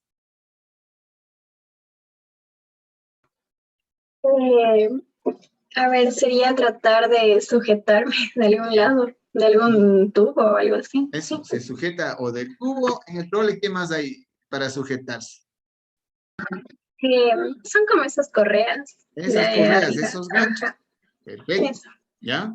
Perfecto, Danielita, así funciona. Y el rato que llegues a la universidad, ¿qué haces? Ya llegas a la universidad, has evitado golpearte, llegaste así sana, llegas a la universidad y ¿qué haces? A ver, o sea, bueno, en mi caso yo, después de bajarme el bus, sí me llegaba a lavar las manos. Ya, ok. Pero Ajá. supongamos que estamos en el trole, Dani. Está enganchada. Si le ven a la Dani enganchada en el trole. Ojo, pilas, esto es súper elemental, pero así funciona. Estás enganchada, llega a la universidad, ¿qué hace la Dani? Ah, me suelto, o sea, Se ya suelta, para bajarme. Ajá. se abre la puerta del trole y la Dani entra en la universidad. El trole no entra a la universidad a dejarle a la Dani. Le deja en la puerta nomás. Y la Dani se libera y entra. Exactamente igual pasa con los fármacos. Es como que un fármaco, si está libre en la circulación y no está bien agarrado, no está bien sujeto, se puede golpear, se puede afectar. Por lo tanto, los fármacos se enganchan. ¿En dónde se enganchan los fármacos? ¿De qué creen que se agarran los fármacos? Alejandra. ¿Serán los elementos tisulares o las proteínas plasmáticas? A las proteínas plasmáticas. Esos son los ganchos. Alejandra, y tú mismo. Eso te sirve para no dañar el fármaco. Y cuando ya llegas al sitio en donde ya tienes que actuar, ejemplo, llegas al músculo, o llegas al riñón, o llegas al sistema nervioso, ¿qué tenía que hacer el fármaco? ¿Cómo desengancharse para poder ingresar? Correcto, porque el fármaco no puede ingresar al tejido unido a la proteína. Sería igual que la Danielita entre con todo el pole a la universidad. No pasa eso. Es muy grande como para que pueda atravesar. Entonces, este ejercicio, aunque resulte demasiado elemental, Danielita, demasiado elemental, pero en cambio nos sirve porque si tú haces esa relación y te acuerdas de la historia de la Dani, sabes exactamente lo que se llama la capacidad de disociación farmacológica. ¿Qué quiere decir eso? Que el fármaco se transporta a través de la sangre, se transporta, pero con las proteínas. El fármaco ingresa en la sangre, se une a la proteína, pero solamente para transportarse, para circular, para que no se golpee. Cuando va a llegar al órgano que corresponde, tiene que liberarse, tiene que disociarse y solo ahí puede penetrar en el tejido. A eso se llama un índice o una capacidad de disociación farmacológica. Entonces, recordad que el fármaco se transporta por una proteína y tiene que disociarse para que pueda ingresar al tejido. Si no se disocia, no entra. Así de fácil. De modo que cada fármaco va a tener capacidad de disociación. Una alta capacidad de disociación quiere decir que se suelta fácil y entra al tejido. Una baja capacidad de disociación quiere decir que se queda enganchado en la proteína y no se suelta, y no se suelta, y no se suelta. Basado en este criterio, ¿sí? Farid, ¿qué pasaría con las dosis de un fármaco si yo tengo un alto nivel de disociación o un bajo nivel de disociación? ¿Qué pasa, Farid, con la dosis de un fármaco? O sea, pero... O sea, no entiendo la pregunta. ¿Qué debe pasar o qué repercusión voy a tener en la dosificación de un fármaco? Y yo conozco de antemano que tiene una alta disociación o una baja disociación. ¿Qué dices, Mara? ¿Qué pasará con la dosis de un fármaco? Es que por lo general debería tener alta capacidad de disociación, porque así es muchísimo más fácil que se suelte y que pues actúe de forma efectiva en los órganos. Eso sería lindo, pero no todos los fármacos tienen eso. Hay unos fármacos que llegan, se enganchan full en la proteína y no se disocian. ¿Qué dices, Miguel Ángel? O sea, si tengo una baja disociación, vamos a necesitar más fármaco. O sea, la cantidad debe ser mayor para que se absorba la misma. Correcto. Entonces, si te das cuenta, Farid, que sí existe una relación entre la disociación de un fármaco con la dosis. Si yo tengo un fármaco con una baja disociación, tengo que estar dale y dale y dale con la dosis. ¿Será eso lo que obliga a que muchos fármacos tengan que tener cada 4 horas, cada 6 horas? porque tengo que estar permanentemente dando concentraciones para que pueda ingresar. No ve que un montón se queda en la proteína. Eso puede ser una consecuencia. Y eso es importante tomar en consideración. Entonces, ¿cuál sería la idea para irnos de nuevo al ejercicio elemental de la Danielita? De un fármaco de una muy baja disociación. Si la Danielita tendría una muy baja disociación en su transporte a la universidad, ¿qué estaría pasando con la Dani? Si el tema sería el ejercicio de la Dani que llega en trole a la universidad. Dani, ¿qué es lo que sería que está pasando contigo? Que bueno, no voy rápido, entonces no voy a llegar a tiempo o algo así. Nunca va a llegar a clases de fármaco porque se duerme y en vez de bajarse en la universidad se pasa al aparato. Y a la tercera ida, recién ahí se baja. Eso quiere decir una baja disociación. No va a llegar nunca a clase, va a estar usada en todas las clases. Cada 4 días llega a la Dani a clase puntualmente. ¿Por qué? Porque o se duerme, o se olvida, o no timbra, o no lo dejan salir, o lo que quieras. Eso quiere decir un fármaco de baja disociación. Hago estas alegorías para que tengamos bien claro qué quiere decir una alta disociación farmacológica y una baja disociación farmacológica. El Miguel Ángel decía, y me parece que Mara menciona, dice, no, pues o sea, el fármaco debería por naturaleza tener una muy buena disociación, pero no pasa siempre eso, Mara. Y por eso yo tengo que saber qué tipo de disociación tiene este fármaco. Porque ¿en qué va a impactar? No va a impactar en la absorción, va a impactar en la distribución farmacológica. ¿De acuerdo? Entonces, la distribución, el paso del fármaco al tejido. ¿De qué va a depender? De la capacidad de disociación del fármaco, de la ley de Fick, de la vascularización, de todos los factores que nosotros hemos mencionado anteriormente. ¿De acuerdo? Ok. Ahora, bajo esta óptica hay una fórmula súper sencilla. El volumen de distribución es igual a la concentración tisular sobre la concentración sanguínea, que viene a ser la biodisponibilidad. Entonces, Dani Espinosa, si en la sangre tengo 500 miligramos y en el tejido me llega 300 miligramos, ¿cuál es el volumen de distribución?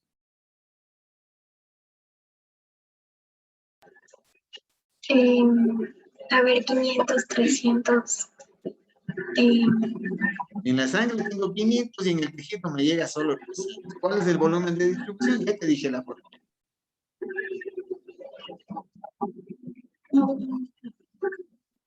A ver, es que no tengo claro. Sería que hay que dividir entre esos dos. Sí, ¿verdad? Claro, la concentración tisular sobre la concentración sanguínea. Entonces, divida. Alguien que le ayude a dividir. 0,6. 0,6. Bueno, sí. 300 dividido para 500 es igual a 0,6. ¿Qué quiere decir ese 0,6? Que el 60% del fármaco se distribuyó. Entonces, no siempre el 100% llega a los tejidos. Hay unos que sí, otros que no, otros que el fármaco se queda dando la vuelta ahí en la proteína. ¿No es cierto? Entonces, la distribución es igual a la concentración tisular sobre la concentración sanguínea. ¿De acuerdo? Ok, ahora, el otro elemento fundamental a considerar en la distribución, ¿cuál es? Cuando tú te vas a la universidad, siguiendo con el ejercicio de la Danielita, cuando te vas a la universidad, tú te puedes ir en el Tole, en la Ecovía, o cuando esté el metro de Quito, o en un bus cualquiera, ¿ya? Igualito pasa con los fármacos. No cogen todos el mismo transportador. Entonces, los fármacos ácidos se transportan en la albúmina, que es la proteína más usual, más frecuente, la proteína con mayor concentración en la sangre. En cambio, que los fármacos alcalinos se unen a una proteína que se llama la globulina ácida alfa, ¿ya? Y los otros fármacos, los que son más liposolubles, se unen a una proteína que se llama la globulina transportadora. Digo entonces, que los fármacos ácidos se transportan a través de la albúmina. Los fármacos alcalinos se transportan a través de la glucoproteína ácida alfa. Mientras que los fármacos que son las hormonas, por ejemplo, que son liposolubles, se transportan en una globulina transportadora, que es como especializada en fármacos que sean liposolubles o grasos, como las hormonas. ¿De acuerdo? Entonces, no, los fármacos no se transportan todos en la misma proteína. Cada una tiene como su especialidad. ¿De acuerdo? ¿En dónde está la diferencia? Los ácidos por un lado, los alcalinos por otro, y los liposolubles por otro. ¿De acuerdo? Ese es un elemento importante a considerar. Ok, entonces, ¿de qué va a depender la distribución farmacológica? Depende de la constante de disociación. Ya vimos lo que era eso. Si tengo una alta o una baja disociación, va a aumentar o disminuir la distribución. Va a depender de la cantidad de la proteína y también de todos los temas de circulación que vimos hace un momento. ¿Eso qué quiere decir? Que cada tejido tiene su fijación tisular, unos más y otros menos. Y como habíamos mencionado al inicio de clase, el hecho de que yo tenga, por ejemplo, supongamos que yo tengo un gran mimetismo, una gran concentración en el hígado, por ejemplo, yo voy a tener factores a favor y factores en contra. Entonces, en este sentido, Alison, ¿cuáles serían factores a favor de un tejido que tiene mucho fármaco? ¿Y qué factores en contra verías ahí, Alison?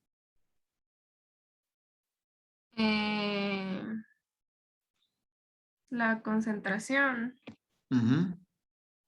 Disculpe, ¿puede repetir la última? No le avancé a escuchar. ¿De qué tejido era el último? Ya, digo que la distribución no es homogénea.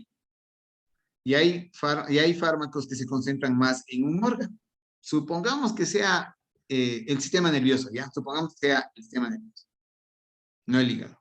Alison, ¿qué de beneficio tienes de que un fármaco se concentre más en el sistema nervioso? ¿Y qué de perjudicial?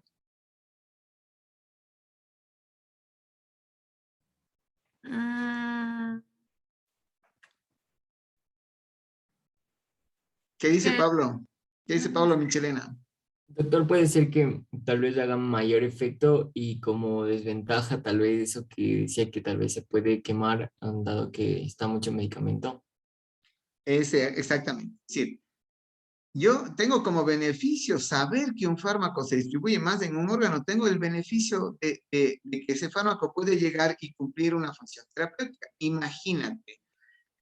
¿Cómo yo trato una meningitis? Paciente con una infección meningia. Yo tengo que atravesar la barrera hematoencefálica. ¿Qué fármacos utilizaré? Solo los que atraviesan la barrera. Ese es un concepto de distribución. Entonces, si yo escojo 5 grupos de cefalosporinas, de 5 generaciones, las de primera no atraviesan, las de segunda no atraviesan, a partir de la tercera generación atraviesa la barrera hematoencefálica. ¿Sí te das cuenta la importancia que es esto? Solo las cefalosporinas de tercera, cuarta y quinta generación atraviesan la barrera hematoencefálica. Solo esas voy a utilizar en una meningitis. Si yo le doy un aminoglucósido, no atraviesa la barrera hematoencefálica, no me sirve. Entonces, que el fármaco ingrese a un tejido y se distribuya bien, va a ser muy importante. ¿Cuál va a ser el problema? Que como atraviesa bien, y si se queda mucho también puede intoxicar o lo que tú decías hace un momento, como quemar. O sea, el mismo beneficio es un elemento perjudicial. ¿Ya? Es decir, el fármaco puede ser neurotóxico, porque si se queda mucho tiempo en el tema nervioso, genera un proceso de neurotoxicidad. ¿De acuerdo? Entonces, este es el elemento fundamental en el concepto de distribución farmacológica. ¿De acuerdo? Por lo tanto, en conclusión, ¿qué decimos? Que cada fármaco se distribuye en su tejido. Y eso es una fortaleza y una debilidad simultáneamente. Si yo quiero fármacos que se depositen en el tejido graso, entonces yo voy a utilizar aquellos que se distribuyen ahí. O voy a escoger fármacos que se distribuyen más en el tejido óseo. Fosfonatos, plomo, tetraciclina. Es decir, cada grupo farmacológico va a tener su mimetismo sobre los tejidos. Lo mismo pasa en el sistema nervioso. ¿Qué fármacos atraviesan la barrera hematoencefálica para que nos ayuden en una encefalitis, en una meningitis? Los fármacos que son liposolubles. ¿Por qué? Porque los astrocitos cubren el vaso sanguíneo. Aquí hay una membrana basal, pero los vasos sanguíneos son cubiertos por astrocitos que son liposolubles. Es una membrana basal importante, esa es la barrera hematoencefálica. ¿Qué fármacos van a pasar? Recuerden esto, pilas, ¿ah? Solo los liposolubles no ionizados atraviesan la barrera hematoencefálica. Entonces, de pronto, el día sábado yo les pongo un caso clínico. Digo, tengo un paciente con meningitis o con encefalitis. Y yo le doy este fármaco que tiene tal característica. Si es que no es liposoluble, no me sirve de nada. ¿De acuerdo? Ok, entonces, estos son principios fundamentales que a mí me sirven, ¿sí? Para tomar en consideración el hecho de la distribución farmacológica. ¿De acuerdo? ¿Sí está claro este concepto? ¿Ya? Ok. ¿Alguien tiene alguna pregunta más sobre la distribución farmacológica? Listo. Vamos entonces a la siguiente fase. Después de que se distribuya, o en el proceso, ¿ya? De la farmacocinética, existe también la metabolización del fármaco. Jocelyn, ¿cuál es la diferencia entre distribución farmacológica y metabolización o metabolismo farmacológico? ¿Qué dices tú? A ver, distribución vimos que era cómo se distribuía a través de la circulación y llegaba a cada uno de los tejidos. Y metabolización creo que ya es más bien enfocado en cada órgano, cómo actúa el fármaco. ¿Cómo actúa? Eso se llama farmacodinamia y es diferente. Entonces, ¿qué dice Julián? Luego Alejandra y Janet. ¿Qué es, Julián, la metabolización farmacológica? Sería la transformación del fármaco y también como que ya empieza a descomponerse y está ya listo para excretarse también. Ok, Julián nos ha dado la palabra clave, la transformación. Entonces, el metabolismo es un proceso bioquímico de transformación. ¿Ya? Ahora, la pregunta, el Julián dice, ¿es probable que esa transformación sea necesaria para que pueda fragmentarse, desnaturalizarse y que pueda eliminarse? Es decir, esa puede ser una de las razones de la transformación. ¿Ya? Pero yo puedo tener otras razones de transformación. Entonces, hace un momentito me parece que era Nayeli, que pidió la palabra. ¿Era Nayeli? ¿Quién era? Era yo. O Alejandra y Yanelis. ¿Qué dices tú, Alejandra? ¿Para qué sirve la metabolización? Nos permite modificar de manera química el fármaco catalizado de una manera por las enzimas. Ok, ese es el concepto del metabolismo. Sí, es un proceso de transformación el cual está vinculado al uso de enzimas o sustancias químicas que puedan transformar. Enzima se llama enzima, ¿por qué? Porque actúa encima de. Es una sustancia que actúa encima de un fármaco para transformar. Ese es un proceso metabólico, ¿de acuerdo? Ok. Mi pregunta es, ¿para qué quiero transformar? El uno ya nos dijo el Julián, para el que se elimine. Pero ¿para qué más puede ser, Byron?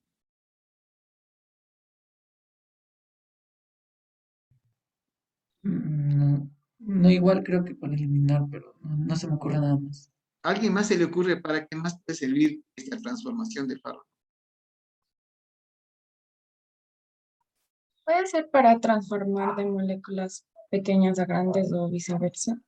Ok, sería esa transformación de grandes a pequeñas con el objeto de que se eliminen. Entonces, Janelis, esa es una de las razones. Es decir, el fármaco tiene que metabolizarse para que se pueda eliminar. Y uno de esos es transformar de grandes a pequeñas, por ejemplo.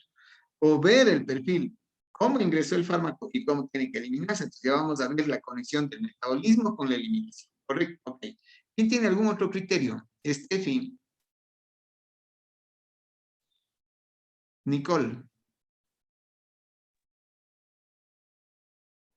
Puede ser en sí para o sea, cómo va a actuar el fármaco para la acción.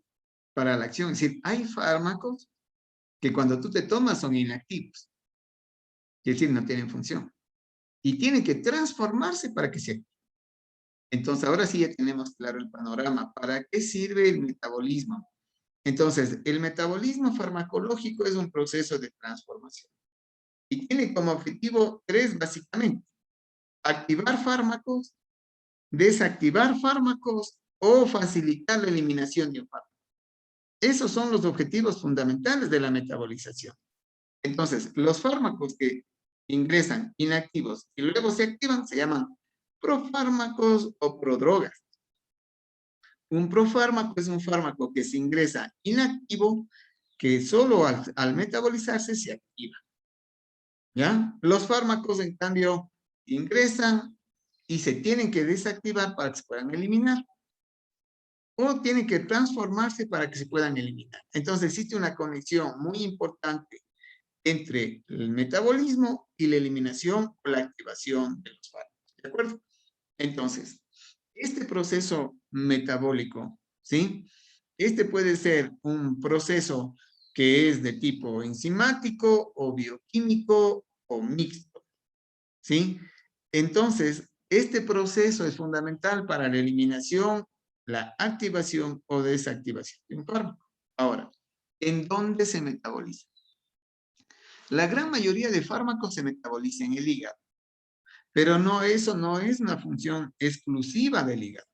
Entonces, hay muchos fármacos cuyo metabolismo está en el intestino, en el pulmón, en los vasos sanguíneos o en el cerebro.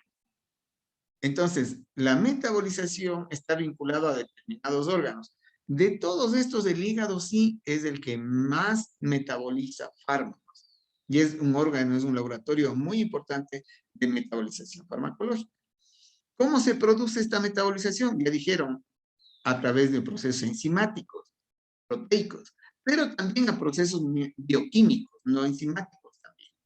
¿Ya? Vamos a ver entonces cómo se produce este proceso metabólico. Hasta ahorita ya tenemos claro para qué sirve, cuál es el objetivo. ¿De acuerdo? Activar, desactivar o favorecer la eliminación de un fármaco.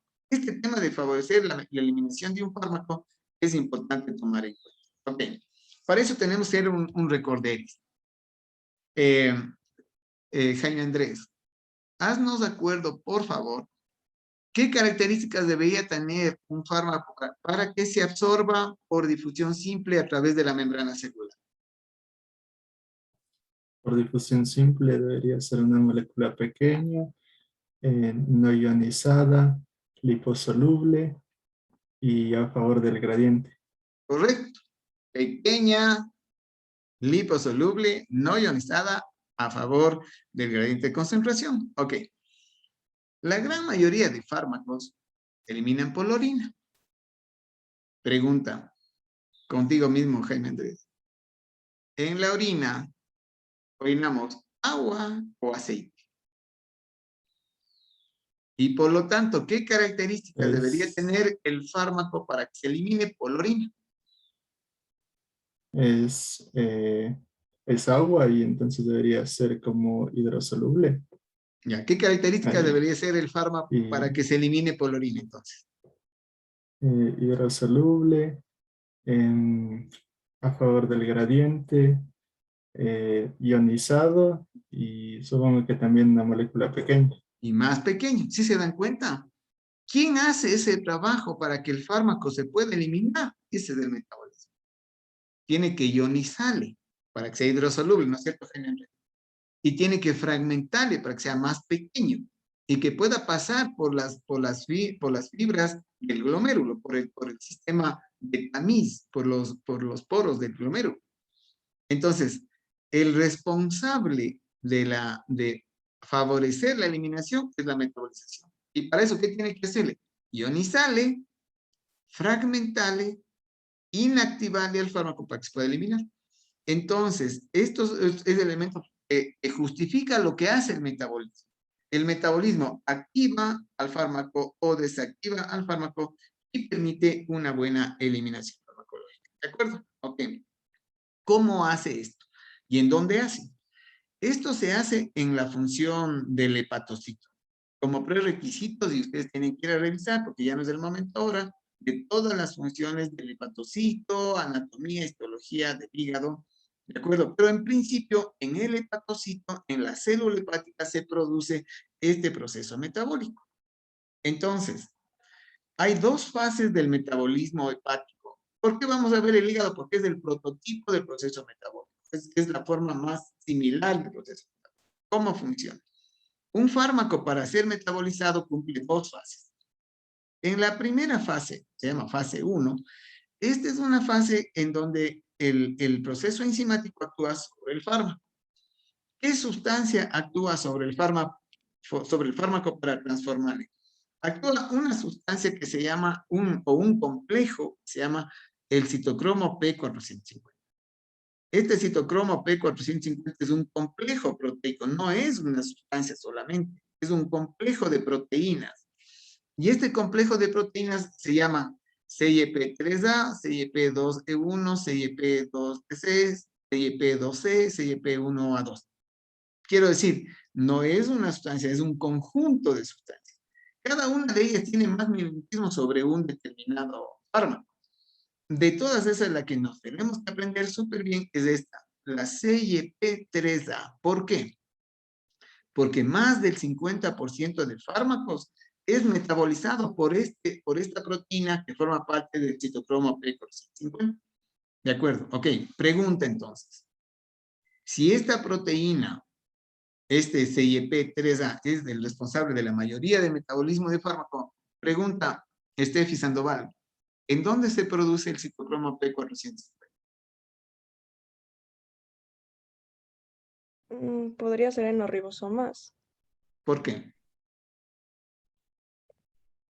porque, o sea, ahí es donde va a estar, creo, no sé. ¿Qué quiere decir ahí es donde va a estar? ¿Por qué va a estar ahí? ¿Qué quiere decir ahí es donde va a estar? Por lo que es un conjunto de proteínas. Porque el órgano, porque la fábrica de proteínas es el ribosoma. ¿De acuerdo? En la lógica, Steffi. El citocromo P450, digo esto porque a veces, a veces nos confundimos y pensamos que es una sustancia mágica que somos de por ahí. No, no. Es una simple proteína. O sea, no, es una megaproteína que se sintetiza en el ribosoma. Al ser sintetizado en el ribosoma, esta proteína juega un rol fundamental en el metabolismo. ¿Y por qué es importante consolidar esto? Aquí se forma, y es un proceso metabólico de síntesis proteica. Entonces, yo puedo tener un problema ahí. Yo puedo tener sustancias o elementos que bloqueen la síntesis. Y yo puedo tener una inhibición específica que bloquea la síntesis de una sustancia en concreto, o en su defecto una inhibición inespecífica, quiere decir que bloquee cualquier fase de la producción del citocromo P450. Entonces, ¿qué es lo que puede pasar? ¿Ya? Mi pregunta es ahora, Dani Padilla, ¿qué pasa si una sustancia bloquea la producción o la activación del citocromo P450? ¿Qué crees que pase? ¿Qué pasa con un fármaco? Podría haber una afectación en los ribosomas, o sea, no se metabolizaría bien. Ya, ¿y qué pasa? No estoy segura. Ponte que hay una afectación del ribosoma. ¿Y qué pasa con el fármaco? Si el citocromo P450 no funciona.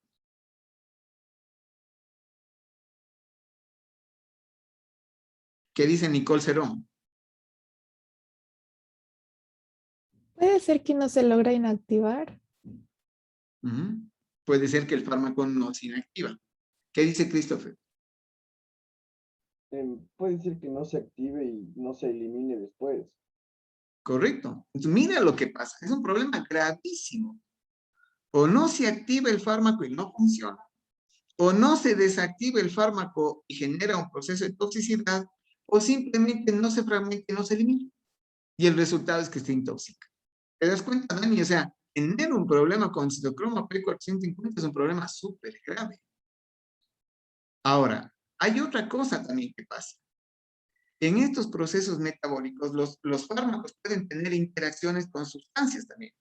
Por ejemplo, un fármaco puede evitar el metabolismo del alcohol. Yo tengo un proceso metabólico del alcohol. Me tomo un trago, un alcohol, ese alcohol tiene que metabolizarse en el hígado y tiene que eliminarse. ¿No es cierto? Mientras no se elimina, un paciente está con un chuchaqui de esos terribles. Ayúdame, por favor, Farid. Describe cómo es un paciente en un mega chuchaqui. ¿Qué le pasa a él sintomáticamente? O sea, tiene full sed, dolor de cabeza, un letargo. Letargo, dolor de cabeza, tembloroso, full sed. ¿Ya? ¿Qué pasaría, Mara, si yo me tomo un fármaco que bloquee el metabolismo del alcohol y el alcohol no se elimina? Pues va a permanecer en ese estado como de ebriedad y malestar. A ver, tú dame los síntomas, Mara. Si es que yo te digo que este efecto es el chuchaqui que decía el Farid, tienes que multiplicar por 20 veces. O sea, ¿cómo va a estar el paciente? O sea, ella ni siquiera va a tener control de sí mismo porque va a estar súper deshidratado también. Le va a doler demasiado la cabeza. Ya, eso quiere decir que va a tener un efecto de un chuchaqui prolongado que pide perdón el paciente y jura nunca más volver a tomar. Por eso es que algunas mamitas tienen algunos vándalos ahí, tomadores de los fines de semana, esos semaneros, ¿no? Ya la mamá está harta de guambra, que va a pegar los tragos todas las semanas, harta. Y la vecina le dice, pero usted, ¿por qué está con tanto problema? Dele un jugo con 2 tabletas de metronidazol o 2 tabletas de centel. Dele un juguito, 2 tabletas. Y dele el día viernes del guambre este que se va a tomar los viernes con los amigotes. Dele 2 tabletas y verá lo que pasa. Entonces, Nayeli, ¿qué crees que pasa con el guambre que acepta el jugo y la mamá le manda, sí, ándate nomás, mijito, tómese este juguito para que le vaya bien? ¿Qué va a pasar, Nayeli, cuando se tome los tragos?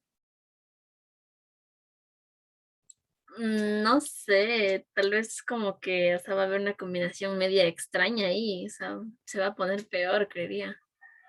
No sé. Él se va a poder, ¿qué quiere decir ponerse peor? ¿Qué quiere decir ponerse peor?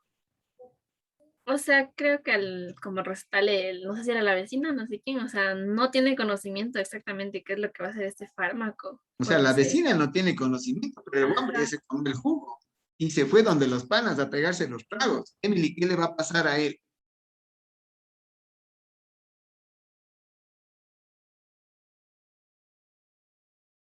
¿Qué dice Emily? ¿Qué le va a pasar a él al que se fue a pegar los tragos después de tomarse el jugo con 2 tabletas de centel?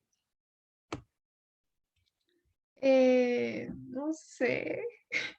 ¿En serio? He No escuchado sabe. que si bebes cuando estás medicado te puedes morir, pero no creo. No sé. Sí se puede morir.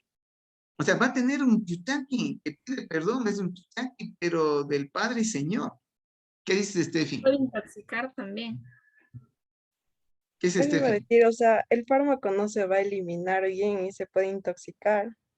2 cosas pueden pasar. El fármaco no se elimina bien y se puede intoxicar porque se afecta el citocromo P por 150. Y el segundo es que el metabolismo del alcohol se altera, no se elimina el alcohol y tienes un chuchaqui en vez de 2 horas, tienes un chuchaqui de 5 días.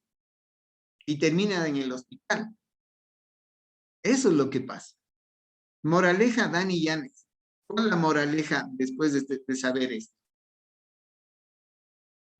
Bueno, o sea, referente al caso, como que el chico ya no vuelve a tomar, ya no se vuelve a embriagar. La moraleja Y, farmacológica. referente a eso es como que, no sé, que debería de funcionar bien siempre esta no me acuerdo, enzima P450, porque así ya se da esto de que se activa y funciona el fármaco o se inactiva y puede salir el fármaco. ¿Qué dice Estefanía? ¿La moraleja cuál es? Ay, se me quedó alzada la mano. Pero, o sea, igual sería no ingerir alcohol con medicamento porque no se va ni a eliminar bien el medicamento ni el alcohol. Nunca Entonces, eso se tomar puede un afectar. medicamento con alcohol. Esa es la moral. Nunca tomar un medicamento con alcohol. Porque se afectan simultáneamente o el metabolismo del fármaco o el metabolismo del alcohol y las consecuencias pueden ser catastróficas. ¿Ya? Eso se llama el efecto antabús. Moraleja, nunca tomar fármacos con alcohol. Y decirle a la vecina que donde hace estas cosas, pues matarle al otro. O sea, eso es importante, porque se le va la mano y puede pasar una cosa catastrófica. Es Nayeli. Doc, y en el caso de que este fármaco sea después, ya no tendría ningún problema. Por ejemplo, yo sé que algunas personas se toman, ay, ¿cómo se llama? Creo que es complejo B, Ya. cuando tienen esto del chuchaqui, y están ahí relucientes como si nada. Ya, pero ¿por qué están relucientes como si nada? Porque el complejo B tiene exactamente el efecto contrario. Es decir, el complejo B favorece el metabolismo del alcohol, favorece el metabolismo hepático, hace que el proceso metabólico sea más rápido. Entonces pega unos tragos y está como que no. Eso es lo que pasa allí. Es decir, el uno es un fármaco que bloquea el metabolismo del alcohol y el otro es un fármaco que favorece los procesos metabólicos hepáticos. Byron. Pero esto aplica en todos los fármacos, porque hay algunos, por ejemplo, que son de... Porque hay Aplica, algunos que son, por ejemplo, de diarios, como las anticonceptivas, en eso también afectaría. sí. La gran mayoría de fármacos afecta el metabolismo del hígado, en la gran mayoría. Hay fármacos que se llaman protectores hepáticos, entonces obviamente los protectores hepáticos, silimarina, complejo B, vitamina B12, y esos, en cambio, van a mejorar la función hepática. Entonces, eso es muy importante tomar en consideración, tomar en cuenta. ¿De acuerdo? Ok, entonces, muy importante, esta es la fase 1 del metabolismo. Finalmente, nosotros tenemos la fase 2 del metabolismo. ¿Qué es la fase 2 del metabolismo? En la fase 2 del metabolismo, en la fase 1 tenemos este proceso que es oxidativo, es oxidorreducción con el proceso del citocromo P450. Hay hidrólisis también.